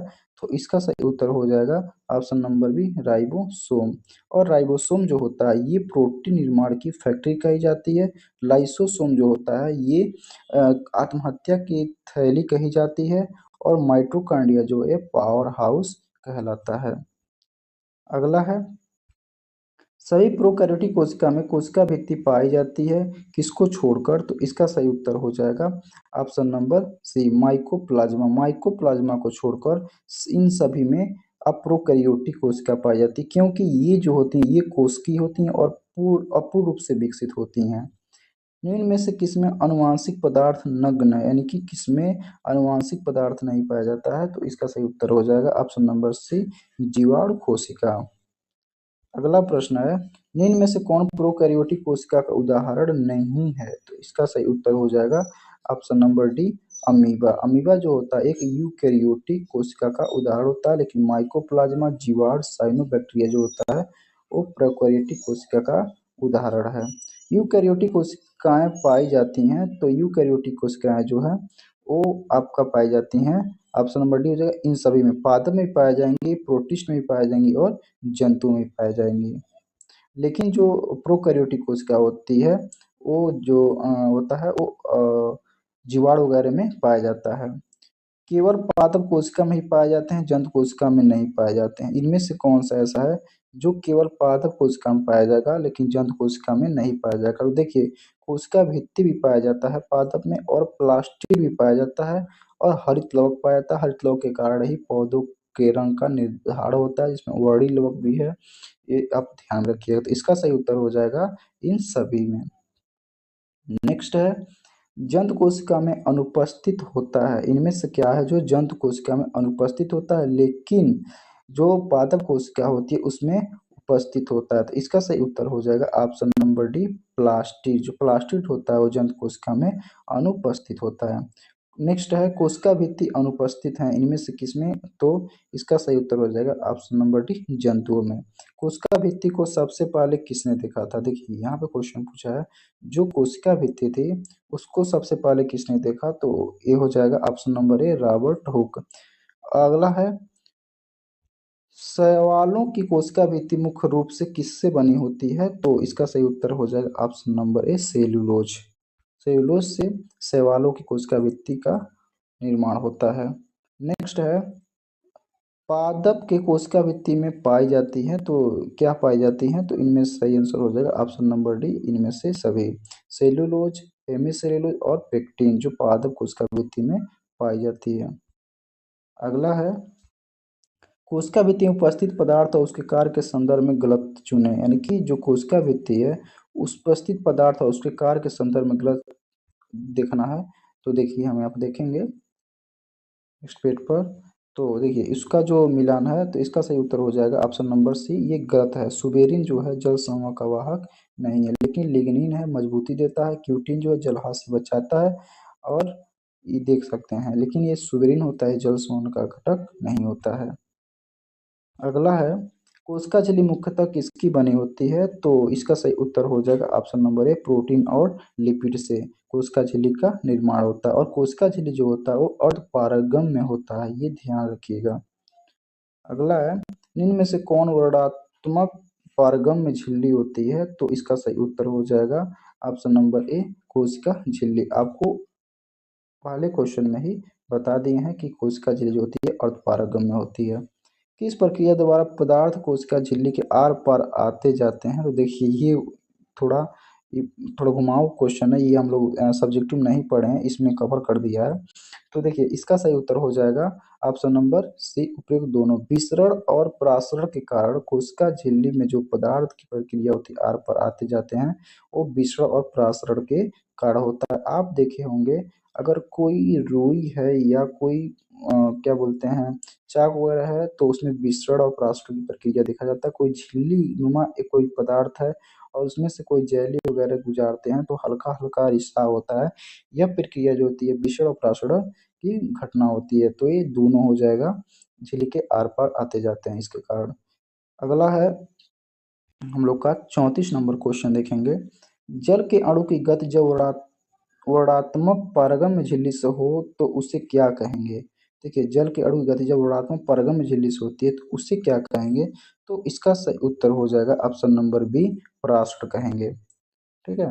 अगला देखेंगे प्लाज्मा झिल्ली की रचना को केवल किससे देख सकते हैं? तो इसका सही उत्तर हो जाएगा ऑप्शन नंबर डी, इलेक्ट्रॉन सूक्ष्मदर्शी से। प्लाज्मा झिल्ली की जो रचना है वो केवल इलेक्ट्रॉन सूक्ष्मदर्शी से ही देखा जा सकता है। अगला क्वेश्चन है जीवद्रव्य किसका सम्मिलित रूप है? तो इसका सही उत्तर हो जाएगा ऑप्शन नंबर सी, कोशिका द्रव और केंद्रक का। अगला है हम लोग का माइटोकॉन्ड्रिया की खोज किसने की थी? तो इसका सही उत्तर हो जाएगा ऑप्शन नंबर ए, कोलिकर। कोलिकर ने ही माइटोकॉन्ड्रिया की खोज की थी और माइटोकॉन्ड्रिया को पावर ऑफ सेल कहा जाता है, यानी कि कोशिका की पावर हाउस कहा जाता है। अगला क्वेश्चन है माइटोकॉन्ड्रिया नाम किसने दिया था? तो इसका सही उत्तर हो जाएगा option number B, Benda. Benda ने माइटोकॉन्ड्रिया का नाम दिया था। लेकिन ये देखिए माइटोकॉन्ड्रिया का नाम तो अल्टमेन भी है इसमें देखा है, लेकिन वेंडा हम इसको मानेंगे। क्रेब्स चक्र की घटनाएं कहाँ पर होती हैं? तो इसका सही उत्तर हो जाएगा ऑप्शन नंबर डी, माइटोकॉन्ड्रिया में। अगला प्रश्न देखेंगे निम्न अभिक्रिया में होती है, देखिए पाइरूवेट है तो जल प्लस कार्बन हाइड्रेशन और ऊर्जा मुक्त हो रहा है, तो इस प्रक्रिया किसमें होती है? तो इसका सही उत्तर हो जाएगा माइटोकॉन्ड्रिया में। कोशिका का शक्ति गृह किसे कहा जाता है? तो ये सही उत्तर हो जाएगा ऑप्शन नंबर सी, माइटोकॉन्ड्रिया। 42 नंबर क्वेश्चन है निम्न में से किसमें कोशिका को घुला देने या नष्ट कर देने की क्षमता होती है? तो इसका सही उत्तर हो जाएगा ऑप्शन नंबर सी, लाइसोसोम। और लाइसोसोम को ही उसका की आत्महत्या की थैली कहा जाता है। और जो राइबोसोम होता है इसे प्रोटीन के निर्माण की फैक्ट्री कहा जाता है। माइटोकॉन्ड्रिया जो होता है इसे कोशिका के पावर हाउस के नाम से जाना जाता है। और लवक के कारण जो होता है ये पौधों में और फूलों में और पौधे की पत्तियों को रंग प्रदान करता है जो लवक होता है। अब आगे हम देखेंगे 43 नंबर क्वेश्चन है, लाइसोसोम की खोज किसने की थी? तो इसका सही उत्तर हो जाएगा ऑप्शन नंबर सी, डी डुबे ने। लाइसोसोम को क्या कहा जाता है? तो ये आ गया, तो इसका सही उत्तर हो जाएगा ऑप्शन नंबर बी, आत्महत्या की थैली कहा जाता है लाइसोसोम को। अब आगे हम लोग देखेंगे 45 नंबर। देखिए ये जो है लाइसोसोम, देखिए यहाँ पे गलती हो गया मेरा, लाइसोसोम को आत्महत्या की थैली भी कहा जाता है और पाचन की थैली भी कहा जाता है। इस प्रकार इसका उत्तर हो जाएगा ए और बी दोनों। अगला प्रश्न हम लोग का है, निम्न में से रंगहीन लवक कौन से होते हैं? तो इसका सही उत्तर हो जाएगा ऑप्शन नंबर ए, ल्यूकोप्लास्ट। ल्यूकोप्लास्ट जो होते हैं जो लवक वो रंगहीन होता है। जिस क्रोमोप्लास्ट में क्लोरोफिल वर्णक होता है उसे क्या कहा जाता है? तो इसका सही उत्तर हो जाएगा option number B, chloroplast. Chloroplast में क्लोरोफिल उपस्थित होता है, ये ध्यान रखिएगा। अगला है 47 नंबर, कोशिका का रसोई घर किसे कहा जाता है? तो इसका सही उत्तर हो जाएगा क्लोरोप्लास्ट। क्लोरोप्लास्ट को कोशिका का रसोई घर कहा जाता है।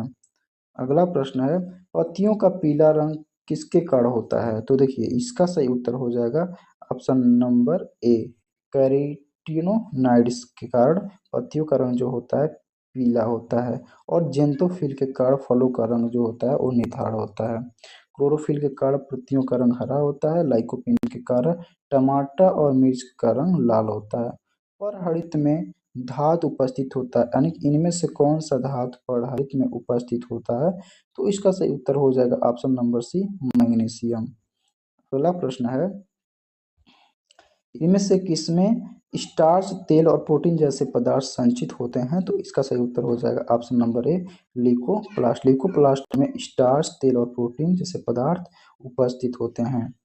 अगला है हम लोग का, राइबोसोम के संदर्भ में कौन सा कथन असत्य से पहचानना है? तो देखिए इसका जो सही उत्तर हो जाएगा आपका हो जाएगा ऑप्शन नंबर डी, इसे संयुक्त सूक्ष्मदर्शी से भी देखा जा सकता है। ये गलत है क्योंकि इसे इलेक्ट्रॉन सूक्ष्मदर्शी से देखा जा सकता है, ध्यान रखिएगा। इसकी खोज पायलट ने की थी, ये सही है।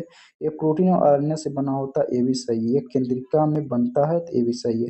देखिए राइबोसोम जो होता है 10+10 जो न्यूक्लिक एसिड होता है ये मिलाकर एक प्रोटीन का निर्माण कर देते हैं, एंजाइम जो होता है। अगला प्रश्न है, राइबोसोम को क्या कहा जाता है? तो राइबोसोम को जो कहता है प्रोटीन फैक्ट्री कहा जाता है। और कोशिकांग के अंदर कोशिकांग भी कहा जाता है और पैलाडिक कण भी कहा जाता है। तो इसका सही उत्तर हो जाएगा ऑप्शन नंबर डी, यानी कि राइबोसोम की विशेषता ये सभी होता है तीनों। अगला प्रश्न देखेंगे 43, प्रोकैरियोटिक और यूकैरियोटिक दोनों कोशिकाओं में पाया जाता है, यानी कि किसमें यूकैरियोटिक और प्रोकैरियोटिक कोशिकाओं में पाया जाता है? तो इसका सही उत्तर हो जाएगा ऑप्शन नंबर बी, राइबोसोम। अगला प्रश्न है, कोशिका में प्रोटीन का निर्माण कौन करता है? तो इसका सही उत्तर हो जाएगा राइबोसोम। अंतःप्रद्रवी जालिका अनुपस्थित होता है इसमें से किसमें? तो इसका सही उत्तर हो जाएगा ऑप्शन नंबर बी, लाल रक्त कोशिकाओं में, यानी कि रेड ब्लड कॉर्पस जो होता है उसमें अंतःप्रद्रवी जालिका अब्सेंट रहता है, यानी कि अनुपस्थित रहता है। अगला प्रश्न है, खुरदरी अंतःप्रद्रवी जालिका के साथ क्या लगे होते हैं? तो इसका सही उत्तर हो जाएगा ऑप्शन नंबर बी, राइबोसोम। देखिए दो प्रकार की अंतःप्रद्रवी जालिका होती है, और एक चिकनी होती है और एक खुरदरी होती है, ये आप ध्यान में रखिएगा। अगले प्रश्न को देखेंगे हम लोग, प्रश्न नंबर 57 है, अंतःप्रद्रवी जालिका की खोज किसने किया था? तो इसका सही उत्तर हो जाएगा ऑप्शन नंबर ए, पोर्टर। पोर्टर ने ही अंतःप्रद्रवी जालिका की खोज किया था। अब देखेंगे गोल्जी उपकरण की खोज किसने की? तो इसका सही उत्तर हो जाएगा option number A, Camillo Golgi. Camillo Golgi ने ही गोल्जी उपकरण की खोज की थी। ईआर में संश्लेषित पदार्थ में पैक लिए जाते हैं तो किसके? तो इसका सही उत्तर हो जाएगा गोल्जी उपकरण के। अगला प्रश्न है, लाइसोसोम का निर्माण कौन करता है? तो इसका सही उत्तर हो जाएगा ऑप्शन नंबर डी, गोल्जी उपकरण। गोल्जी उपकरण का कार्य नहीं, इनमें से कौन सा जो ऐसा कार्य है जो गोल्जी उपकरण का नहीं है? तो इसका सही उत्तर हो जाएगा ऑप्शन नंबर डी, राइबोसोम का निर्माण। राइबोसोम का निर्माण गोल्जी काया के द्वारा नहीं होता और राइबोसोम में प्रोटीन का निर्माण जल्दी से होता है। यह जटिल शक्कर का निर्माण करता है, लाइसोसोम का निर्माण करता है, कोशिका भित्ति और झिल्ली के निर्माण में सहायक होता है।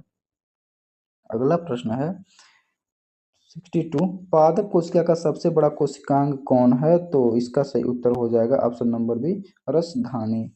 नेक्स्ट है किसी कोशिका में सबसे छोटा कोशिकांग होता है? तो इसका सही उत्तर हो जाएगा माइकोप्लाज्मा। देखिए सबसे छोटा कोशिकांग होता है माइकोप्लाज्मा होता है, जो इस आंसर में नहीं दिया है। तो अब देखेंगे उससे कौन छोटा होगा, सी हो जाएगा माइटोकॉन्ड्रिया। जंतु कोशिका में सबसे बड़ा कोशिकांग कौन सा होता है? तो जंतु कोशिका में सबसे बड़ा जो कोशिकांग होता है वो होता है केंद्रक। ये आप ध्यान रखिएगा, और केंद्रक का खोज किए थे रॉबर्ट ब्राउन ने, ये आप ध्यान रखिएगा। नेक्स्ट देखेंगे निम्न में से कौन स्तनधारी के लाल रक्त कोशिका में अनुपस्थित होता है? तो इसका सही उत्तर हो जाए डी, इनमें से सभी, यानी कि लाइसोसोम, गोल्जी उपकरण और माइटोकॉन्ड्रिया जो होता है वो आरबीसी में अनुपस्थित होता है। ये अनुपस्थित ध्यान देंगे, उपस्थित बोल दिए, सॉरी। अगला प्रश्न देखेंगे निम्न में कौन पादपों में गोल्जी उपकरण है? तो इसका सही उत्तर हो जाएगा dictyosome, option number D. Tonoplast के चारों ओर एक झिल्ली होती है, यानी कि टोनोप्लास्ट किस्म के चारों ओर झिल्ली होती है। तो इसका सही उत्तर हो जाएगा ऑप्शन नंबर सी, रसधानी। रसधानी जो होता है वो टोनोप्लास्ट रसधानी के चारों ओर एक झिल्ली होती है। अगला प्रश्न है केवल जंतु कोशिका में पाया जाता है, इनमें से कौन सा ऐसा जो चीज है जो केवल जंतु कोशिका में पाया जाता है? पादप कोशिका नहीं, जंतु कोशिका में पाया जाता है। तो इसका सही उत्तर हो जाएगा ऑप्शन नंबर ए, तारक का। तारक का जो होता है ये केवल जंतु कोशिका में पाया जाता है, लेकिन क्लोरोप्लास्ट जो होता है ये पादप कोशिका में पाया जाता है। राजधानी जो होता है दोनों में पाया जाता है, माइटोकॉन्ड्रिया भी दोनों में पाया जाता है। अब देखेंगे हम सेंट्रोसोम की खोज किसने किया था? तो सेंट्रोसोम की खोज बेंडेन ने किया था। अगला देखेंगे 70 नंबर क्वेश्चन जो है किसमें सेंट्रोसोम का महत्वपूर्ण भूमिका होती है, यानी किसका जो होता है सेंट्रोसोम का महत्वपूर्ण भूमिका होता है? तो इसका सही उत्तर होगा ऑप्शन नंबर डी, कोशिका विभाजन में। सेंट्रोसोम का काम होता है कोशिका को विभाजन करना, समसूत्री, अर्धसूत्री और जो होता है असूत्री जो विभाजन होता है ये सेंट्रोसोम का एक प्रकार है। किसमें रसधानी बहुत बड़ी होती है? इन्हीं में से किसमें रसधानी जो होता है बहुत बड़ा होता है पादप कोशिका में, लेकिन जो जंतु कोशिका होती है उसमें रसधानी होता है वो छोटी होती है। किसे कहा जाता है? तो इस प्रश्न का सही उत्तर हो जाएगा ऑप्शन नंबर बी, गोल्जी उपकरण। गोल्जी उपकरण को कोशिका का ट्रैफिक पुलिस कहा जाता है। 73 नंबर क्वेश्चन है निम्न में से कौन एक रसधानी का कार्य नहीं है? इसमें पूछा है रसधानी का कार्य नहीं है, तो इसका सही उत्तर हो जाएगा ऑप्शन नंबर सी, यह माइटोकॉन्ड्रिया के लिए प्रोटीन का निर्माण करता है। ये सरासर गलत है। इसके कार्य जो हैं यह पादप कोशिका में दृढ़ता प्रदान करता है, यानी कि मजबूती देता है। यह प्रोटीन, शुगर, अम्ल इत्यादि को स्टोर करता है, ये भी सही है। यह एक कोशिकीय जीव में अतिरिक्त पानी और अपशिष्ट पदार्थों को बाहर निकालने में मदद करता है, लेकिन जो माइटोकॉन्ड्रिया प्रोटीन का निर्माण करता है ये गलत है। प्रोटीन का जो निर्माण होता है वो राइबोसोम में होता है। अगला हम लोग देखेंगे कोशिका का मस्तिष्क किसे कहा जाता है? तो इसका सही उत्तर हो जाएगा ऑप्शन नंबर डी, केंद्रक को। केंद्रक को कोशिका की मस्तिष्क कहा जाता है, ब्रेन ऑफ सेल्स कहा जाता है। कोशिका में केंद्रक की खोज किसने किया था? तो इसका सही उत्तर हो जाएगा option number B, Robert Brown. Robert Brown ने कोशिका में केंद्रक का खोज किया था। नेक्स्ट प्रश्न है निम्न में से किसमें वास्तविक केंद्रक का अभाव है? तो इसका सही उत्तर हो जाएगा ऑप्शन नंबर बी, माइकोप्लाज्मा। अब हम लोग नेक्स्ट देखेंगे 77, कुछ ही प्रश्न रह गए हैं आप लोग को 150 प्लस क्वेश्चन के आसपास है, 152 या 150 है, तो हम इसको करा कर ही छोड़ेंगे। तो 77 है केंद्रक द्रव में महीन धागे की जाल जैसी संरचना पाई जाती है जिसे क्या कहा जाता है? तो इसका सही उत्तर हो जाएगा option number B, chromatin. Chromatin कहा जाता है। डीएनए का पूरा नाम क्या होता है? तो देखिए डीएनए का पूरा नाम होता है डीऑक्सी राइबो न्यूक्लिक एसिड, यानी कि ये ऑप्शन नंबर ए हो जाएगा। अगला प्रश्न है डीएनए प्लस हिस्टोन प्रोटीन बन जब मिलते हैं तो क्या बनते हैं? तो इसका सही उत्तर हो जाएगा ऑप्शन नंबर डी, इनमें से सभी क्रोमैटिन भी बनेगा, न्यूक्लियोसोम बनेगा और गुणसूत्र यानी कि क्रोमोसोम बनेगा। 80 नंबर क्वेश्चन है आपका, कोशिका विभाजन के समय क्रोमैटिन में क्या संगठित हो जाते हैं? तो इसका सही उत्तर हो जाएगा गुणसूत्र यानी कि क्रोमोसोम। गुणसूत्र की खोज किसने किया था? तो इसका सही उत्तर हो जाएगा ऑप्शन नंबर ए, होफमिस्टर। होफमिस्टर ने क्रोमोसोम की खोज किया था। ये गलत है, लेकिन ये गलत है क्योंकि वाल्डेयर ने गुणसूत्र की खोज किया था। ऑप्शन में ये दिया लेकिन ये नहीं होगा, ये वाल्डेयर होगा। वाल्डेयर ने ही गुणसूत्र की खोज किया था। नेक्स्ट प्रश्न है, अणु के कोशिका निर्माण एवं संगठन की सभी सूचनाएं होती हैं? तो इसका सही उत्तर हो जाएगा ऑप्शन नंबर ए, डीएनए। डीएनए में अणु की कोशिका का निर्माण एवं संगठन की सभी इंफॉर्मेशन होती हैं। नेक्स्ट प्रश्न है, निम्न में से किसे अनुवांशिकी का वाहक कहा जाता है? तो इसका सही उत्तर हो जाएगा ऑप्शन नंबर सी, गुणसूत्र को। गुणसूत्र को कोशिका के अनुवांशिकी वाहन कहा जाता है। देखिए ये अगर नहीं रहता गुणसूत्र तो जीन पड़ जाता है, जीन को भी कोशिका के अनुवांशिकी का वाहक कहा जाता है। गुणसूत्र के द्वारा निर्धारण होता है कि पिता का कितना अंश यानी कि गुण बेटे में आया है या बेटी में आया है। डीएनए के क्रियात्मक खंड को क्या कहते हैं? तो इसका सही उत्तर हो जाएगा ऑप्शन नंबर बी, जीन कहा जाता है। अगला प्रश्न है, को अनुवांशिक पदार्थ और अनुवांशिक इकाई कहा जाता है? किसको अनुवांशिक पदार्थ और किसको अनुवांशिक इकाई कहा जाता है? ये ध्यान रखिएगा, प्रश्न को हम अगले पेज पे चलना है यानी कि अगले स्लाइड पे। तो ये देखिए इसका सही उत्तर हो जाएगा ऑप्शन नंबर डी, डीएनए और जीन। अगला प्रश्न है, इनमें से कौन सा एक गुणसूत्र का भाग नहीं है? तो इसका सही उत्तर हो जाएगा option number D, centrosome. Centrosome जो होता है वो गुणसूत्र का भाग नहीं है, लेकिन सेंट्रोमियर, टेलोमियर और क्रोमेटिड ये क्या है? गुणसूत्र के भाग हैं, ये ध्यान रखिएगा। अगला प्रश्न है, गुणसूत्र में क्रोमेटिड्स अर्ध गुणसूत्र जिस बिंदु पर संलग्न होता है उसे क्या कहते हैं? तो इसका सही उत्तर हो जाएगा option number C, centromere. Centromere कहते हैं। अगला प्रश्न है 88, साइटोकाइनेसिस का अर्थ क्या होता है? तो इसका सही उत्तर हो जाएगा ऑप्शन नंबर बी, कोशिका द्रव का विभाजन। अगला है, कैरियोकाइनेसिस का अर्थ क्या है? तो इसका सही उत्तर हो जाएगा ऑप्शन नंबर ए, केंद्रक का विभाजन ही कैरियोकाइनेसिस का अर्थ होता है। अगला प्रश्न है, किसमें एक कोशिका विभाजित होकर दो संतत कोशिका का निर्माण होता है? यानी कि ये कोशिका है और इसका विभाजन दो संतत यानी कि दो डॉटर सेल एक मदर सेल से निर्माण होता है। तो इसका सही उत्तर हो जाएगा समसूत्री विभाजन, और इसमें पूर्ण रूप से जीव का निर्माण हो जाता है। अर्धसूत्री विभाजन में जो हम लोग का गुणसूत्र की संख्या होती है वो 1/2 यानी कि आधी रह जाती है, ये ध्यान रखिएगा। इसमें एक कोशिका विभाजित होकर चार संतत कोशिका का निर्माण करते हैं। तो इसका सही उत्तर हो जाएगा ऑप्शन नंबर बी, अर्धसूत्री विभाजन में आपको बता चुके हैं। अगला प्रश्न है 92, किसको बनाने वाले कोशिका को छोड़कर हमारे शरीर में सभी कोशिका समसूत्री विभाजन करते हैं? तो इसका सही उत्तर हो जाएगा ऑप्शन नंबर डी, ए व बी दोनों। कि शुक्राणु और अंडे को बनाकर हमारा जो शरीर होता है 99% ये जो था समसूत्री विभाजन के कारण होता है, लेकिन शुक्राणु और अंडा जो होता है वो एक कोशिका विभाजन के कारण होता है। अगला प्रश्न है, एक कोशिका इसमें गुणसूत्र की संख्या 2n है, ठीक है।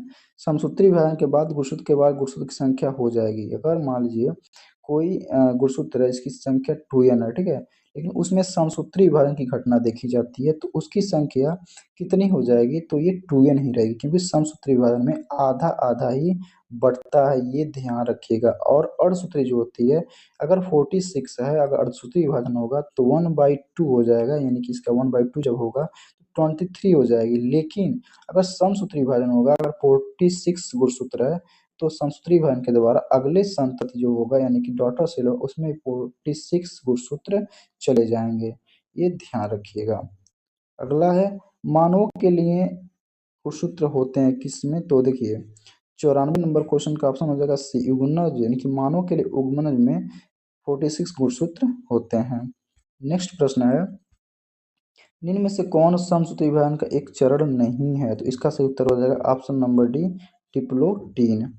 अब देखेंगे 96 नंबर क्वेश्चन, समसूत्री कोशिका विभाजन का अंतिम चरण क्या कहलाता है? देखिए समसूत्री कोशिका विभाजन का अंतिम चरण जो होता है वो होता है टेलोफेज। टेलोफेज जो होता है समसूत्री विभाजन का अंतिम चरण होता है। एनाफेज जो होता है वो तीसरा होता है, ये ध्यान रखिएगा। अगला प्रश्न है, कोशिका के समसूत्री विभाजन में केंद्रक झिल्ली और कोशिकांग गायब हो जाती है, यानी कि किस फेज में? तो अंतिम फेज में। तो अंतिम फेज क्या होता है, आप ये ध्यान देंगे तो प्रोफेज होता है। प्रोफेज में जो होता है ये कोशिका केंद्रक झिल्ली और कोशिकांग गायब हो जाते हैं, पूर्ण रूप से इसमें विकास हो जाता है कोशिका का। 98 नंबर क्वेश्चन को देखेंगे हम लोग। समसूत्री विभाजन के किस चरण में गुणसूत्र मध्य रेखा पर स्थित होते हैं? तो इसका सही उत्तर हो जाएगा ऑप्शन नंबर बी, मेटाफेज। समसूत्री विभाजन के किस चरण में गुणसूत्र की संख्या दुगुनी हो जाती है? तो इसका सही उत्तर हो जाएगा option number C, anaphase. Anaphase में समसूत्री विभाजन के जो संख्या है उसमें दुगुनी हो जाती है। कोशिका के समसूत्री विभाजन में देखिए यहाँ पे, कोशिका समसूत्री विभाजन में केंद्रक झिल्ली और कोशिकांग पुनः प्रकट हो जाते हैं, तो इसका सही उत्तर हो जाएगा option number B, D, telophase. Telophase में जो होता है वो पुनः प्रकट हो जाते हैं कोशिका झिल्ली। अगला प्रश्न है, इसके बाद गुणसूत्र की संख्या आधी हो जाती है, इनमें से कौन सा ऐसा विभाजन है जिसमें गुणसूत्रों की संख्या आधी रह जाती है? तो देखिए इस प्रश्न का सही उत्तर हो जाएगा ऑप्शन नंबर बी, अर्धसूत्रीय विभाजन फर्स्ट। इसमें ही गुणसूत्रों की संख्या आधी रह जाती है। किसी जीव में अगर 46 गुणसूत्र हैं, अगर अर्धसूत्रीय विभाजन होगा तो उसमें संख्या जो 1/2 हो जाएगा। इसका अर्थ है कि उसमें 23 रह जाएगी, लेकिन समसूत्रीय विभाजन होगा उसमें सेम बराबर संख्या रहती है। अगला प्रश्न है, कभी विभाजित नहीं होती, यानी कि ये कौन सी कोशिका है जो कभी विभाजित नहीं होती है? तो ये तंत्रिका कोशिका। तंत्रिका कोशिका का डिवीजन नहीं होता, इसी कारण ये अपने क्षतिग्रस्त को मरम्मत नहीं कर पाती। अगर चोट लग जाता है मस्तिष्क में तो मनुष्य की मृत्यु तुरंत हो जाती है, किसी जीवधारी की मृत्यु तुरंत हो जाती है। 103 जो है, किसके पास अपना राइबोसोम और डीएनए है, यानी कि इनमें से किसके पास अपना राइबोसोम और डीएनए है? तो देखिए ये होगा माइटोकॉन्ड्रिया और लवक। लवक और माइटोकॉन्ड्रिया में अपना एक डीएनए होता है, राइबोसोम और डीएनए। राइबोसोम जो होता है ये प्रोटीन के निर्माण के लिए जाना जाता है, और डीएनए के कारण ही अपराधियों को पकड़ने में सहायता होती है। इसका जो फुल फॉर्म होता है वो डीऑक्सी राइबो न्यूक्लिक एसिड होता है, ये ध्यान रखिएगा। अगला प्रश्न है, दोहरी झिल्ली युक्त कोशिकांग क्या है? तो इसका सही उत्तर हो जाएगा ऑप्शन नंबर डी, माइटोकॉन्ड्रिया। अगला, झिल्ली रहित कोशिकांग क्या है? तो इसका सही उत्तर हो जाएगा option number D, ribosome. Next है, इसमें सभी झिल्ली युक्त कोशिकांग अनुपस्थित होते हैं, तो इसका सही उत्तर हो जाएगा इनमें से सभी। देखिए कोशिकांग अनुपस्थित होते हैं तो हो जाएगा जीवाणु, नील हरित कवक और माइकोप्लाज्मा। इसमें कोशिकांग जो सभी झिल्ली, यानी कि झिल्ली होता है कोशिका झिल्ली, ये अनुपस्थित होते हैं। अगला प्रश्न है, मानव कोशिका के संदर्भ में सही कथन चुनिए। तो देखिए इसका सही उत्तर हो जाएगा ऑप्शन नंबर डी, ये सब सही है। देखिए सबसे लंबी कोशिका तंत्रिका कोशिका होती है, सही। सबसे छोटी कोशिका शुक्राणु होती है, और एक ओवम होता है यानी कि अंडाणु होता है, जो स्त्रियों में पाया जाता है। शुक्राणु जो होता है यानी कि स्पर्म जिसे कहते हैं, ये पुरुषों में पाया जाता है। सबसे बड़ी कोशिका जो होती है मादा अंडा होती है। और एक अगर उस तरह पूछेगा जीवों में, यानी कि सभी मिलाकर, तो जो शुतुरमुर्ग अंडा होता है वो सबसे बड़ी कोशिका माना जाता है। अगला प्रश्न देखेंगे, सबसे बड़ी कोशिका है तो ये जाएगा शुतुरमुर्ग का अंडा। अगला प्रश्न है, सबसे छोटी कोशिका क्या होती है? तो माइकोप्लाज्मा होती है। नेक्स्ट है, एक तंत्रिका कोशिका की लंबाई कितना हो सकती है? तो इसका सही उत्तर हो जाएगा ऑप्शन नंबर ए, 1 मीटर। एक तंत्रिका कोशिका की जो लंबाई होती है वो 1 मीटर तक हो सकती है। अगला प्रश्न देखेंगे, कब कोशिका विज्ञान का क्लासिकल काल कहा जाता है? यानी कि इनमें से कौन सा है जिसमें क्लासिकल काल कहा जाए कोशिका का? तो है 19वीं सदी। नेक्स्ट स्लाइड पर हम चलेंगे। नेक्स्ट स्लाइड आपका है क्वेश्चन नंबर 112, यानी कि 112, 112 नंबर, लवक की खोज किसने किया था? तो इस प्रश्न का सही उत्तर हो जाएगा हिकल। हिकल ने ही लवक का खोज किया था। अगला प्रश्न है, केंद्रक में केंद्रिका की खोज किसने किया था? तो इसका सही उत्तर हो जाएगा फोंटाना, ऑप्शन नंबर ए। अगला प्रश्न है, कुत्ते में गुणसूत्र की संख्या कितनी होती है? तो इसका हो जाएगा ऑप्शन नंबर सी, गलत है, ऑप्शन नंबर सी नहीं होगा, इसका हो जाएगा ऑप्शन नंबर बी, 78। 78 होती है कुत्ते में गुणसूत्र की संख्या, ये ध्यान रखिएगा। आलू में गुणसूत्र की संख्या कितनी होती है? तो इसका उत्तर हो जाएगा ऑप्शन नंबर सी, 48। भारतीय कोशिका विज्ञान के जनक कौन कहे जाते हैं? तो इसका सही उत्तर हो जाएगा option number B Arun Kumar. Arun Kumar को भारतीय कोशिका विज्ञान के जनक कहा जाता है। अगला है 117। नाभिक के अलावा कोशिका के किस कोशिकांग में डीएनए होता है? तो इसका सही उत्तर हो जाएगा ऑप्शन नंबर डी माइटोकॉन्ड्रिया। इस ये आईएएस प्री 2001 में पूछा गया क्वेश्चन है। अब देखेंगे सौर ऊर्जा एटीपी में बदलती है किसमें? तो इसका सही उत्तर हो जाएगा ऑप्शन नंबर बी क्लोरोप्लास्ट में। क्यों? क्योंकि जो देखिए सौर ऊर्जा होता है और ये पादपों की पत्तियां जो होती हैं ये सौर ऊर्जा के कारण क्या करती है? सौर ऊर्जा को प्राप्त करती है, यहाँ सूर्य की ऊर्जा को यानी कि प्रकाश को प्राप्त करती है और ये एटीपी में बदल जाती है। एक ऊर्जा होता है, ये क्लोरोप्लास्ट में होता है क्रिया। ये बीपीएससी प्री 2019 का क्वेश्चन है। अगला प्रश्न है निम्नलिखित में से कौन सा कथन सही है? तो इसका सही उत्तर हो जाएगा ऑप्शन नंबर सी विषाणु सम एकल तंतु आरएनए अणु से बने होते हैं। अगला प्रश्न है साधारण मनुष्य में गुणसूत्र की संख्या कितनी होती है? तो 46 और 23 जोड़ी इसका दे देगा, तो 23 जोड़ी आप लगाइएगा। अगला प्रश्न है मानव शरीर की कोशिकाओं में पाए जाने वाले गुणसूत्र यानी कि क्रोमोसोम पेयर की संख्या होती है, तो 23 जोड़ी होती है। नेक्स्ट है जीवों में अत्यधिक विविधता का कारण क्या है? तो इसका सही उत्तर हो जाएगा ऑप्शन नंबर सी उत्परिवर्तन। उत्परिवर्तन के कारण जीवों में विविधता पाई जाती है यानी कि डाइवर्सिटी पाई जाती है।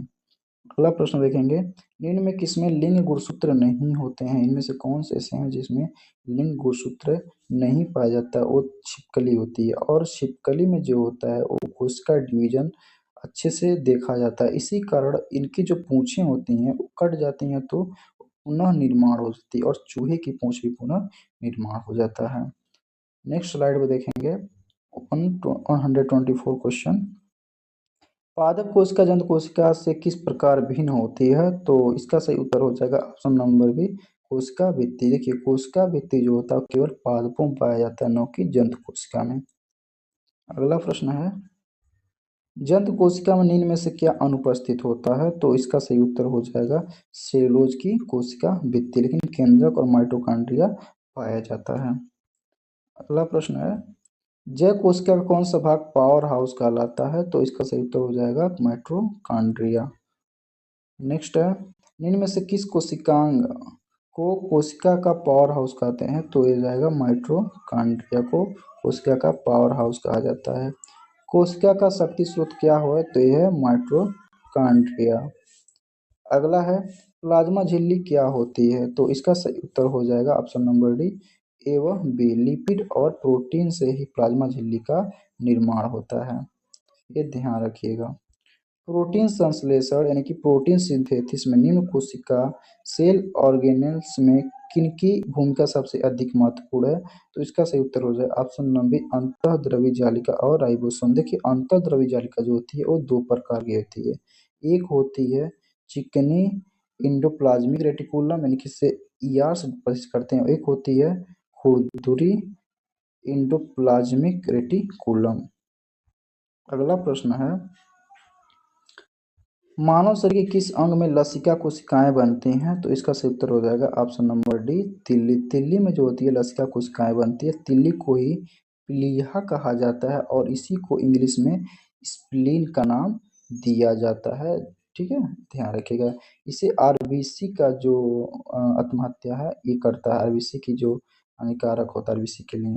अगला प्रश्न देखेंगे स्तंभ कोशिका अनुसंधान के क्षेत्र में नवीनतम विकास के संदर्भ में निम्नलिखित कथनों पर विचार कीजिए। तो देखिए विचार करेंगे बीजपुट अवस्था पर भ्रूण बीजपुटी अवस्था पर भ्रूण मानव स्तंभ कोशिकाओं का एकमात्र स्रोत है, ये देखेंगे।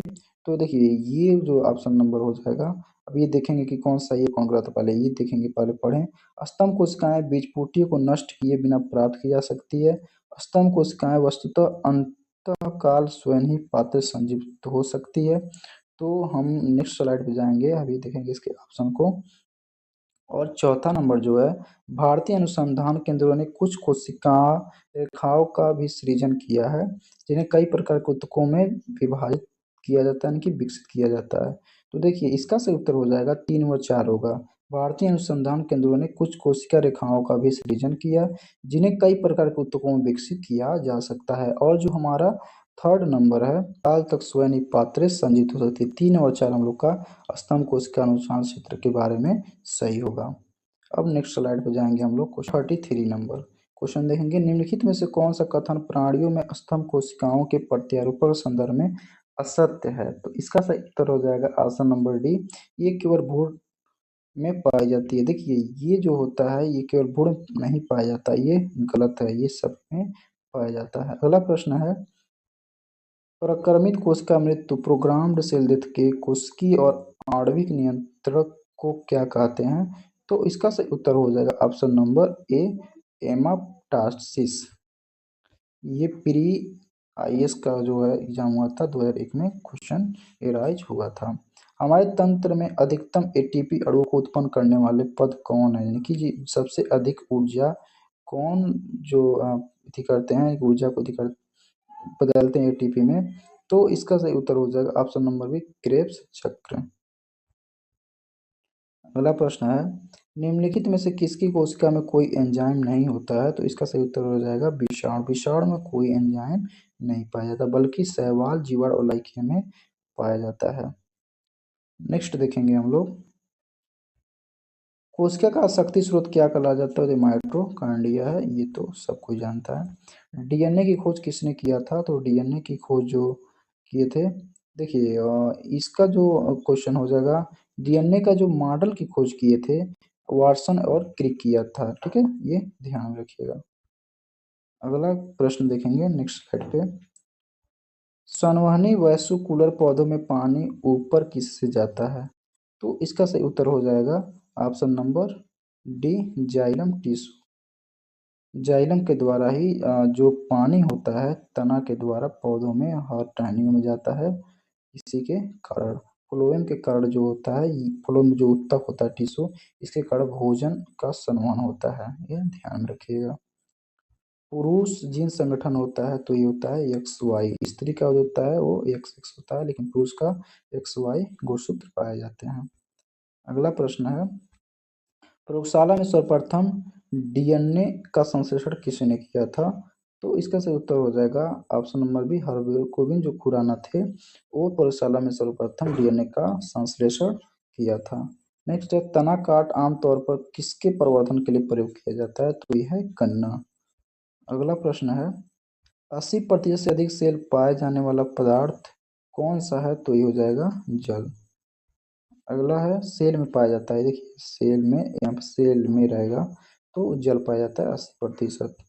अगला प्रश्न है 144, मानव की पहचान को सुनिश्चित करने के लिए जब प्रौद्योगिकी आधारित अत्याधुनिक तकनीक काम में लाया जाता है, तो इसका सही उत्तर हो जाएगा option number C, DNA fingerprint. अगला है, निम्नलिखित में से कौन जीवन की आधारभूत इकाई है? तो ये हो जाएगा ऑप्शन नंबर ए, कोशिका। कोशिका के द्वारा एक जीवधारी का निर्माण होता है। अगला है, जंतु एवं पादप में नई कोशिका का निर्माण होता है, तो इसका सही उत्तर हो जाएगा ऑप्शन नंबर डी, पूर्ण स्थित कोशिकाओं के विभाजन से।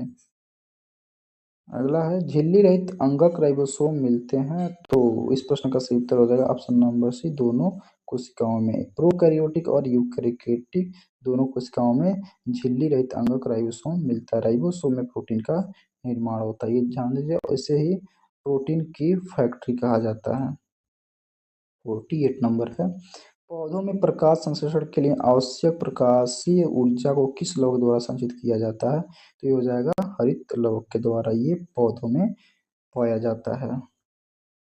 नेक्स्ट देखेंगे 149, मानव शरीर के किस कोशिका में प्रोटीन का संश्लेषण होता है? तो इसका सही उत्तर हो जाएगा option number B, ribosome. Next है, जैव कोशिका निम्न में से अनुपस्थित होता है? तो ये हो जाएगा ऑप्शन नंबर ए, सेलुलोज की कोशिका भित्ति में ये अनुपस्थित होता है। अब देखेंगे, डीएनए की श्रृंखलाएं बंधी होती है, यानी कि किस बंध से बंधी होती है? तो ये हो जाएगा ऑप्शन नंबर डी, हाइड्रोजन बंध से। अगला है, डीएनए किसका बहुलक है? तो डीएनए जो होता है ये न्यूक्लियोटाइड का जो बहुलक है ये पॉलीमर होता है। इसी के साथ हम लोग का वीडियो जो है ये समाप्त हुआ। ये कोशिका जो चैप्टर है इसके सारे क्वेश्चन और ऑनलाइनर क्वेश्चन को कवर करा दिया गया। अब आगे हम लोग इसमें जंतु विज्ञान में पढ़ेंगे। आप वीडियो से बने रहिएगा और सारे वीडियो हमारे चैनल के प्लेलिस्ट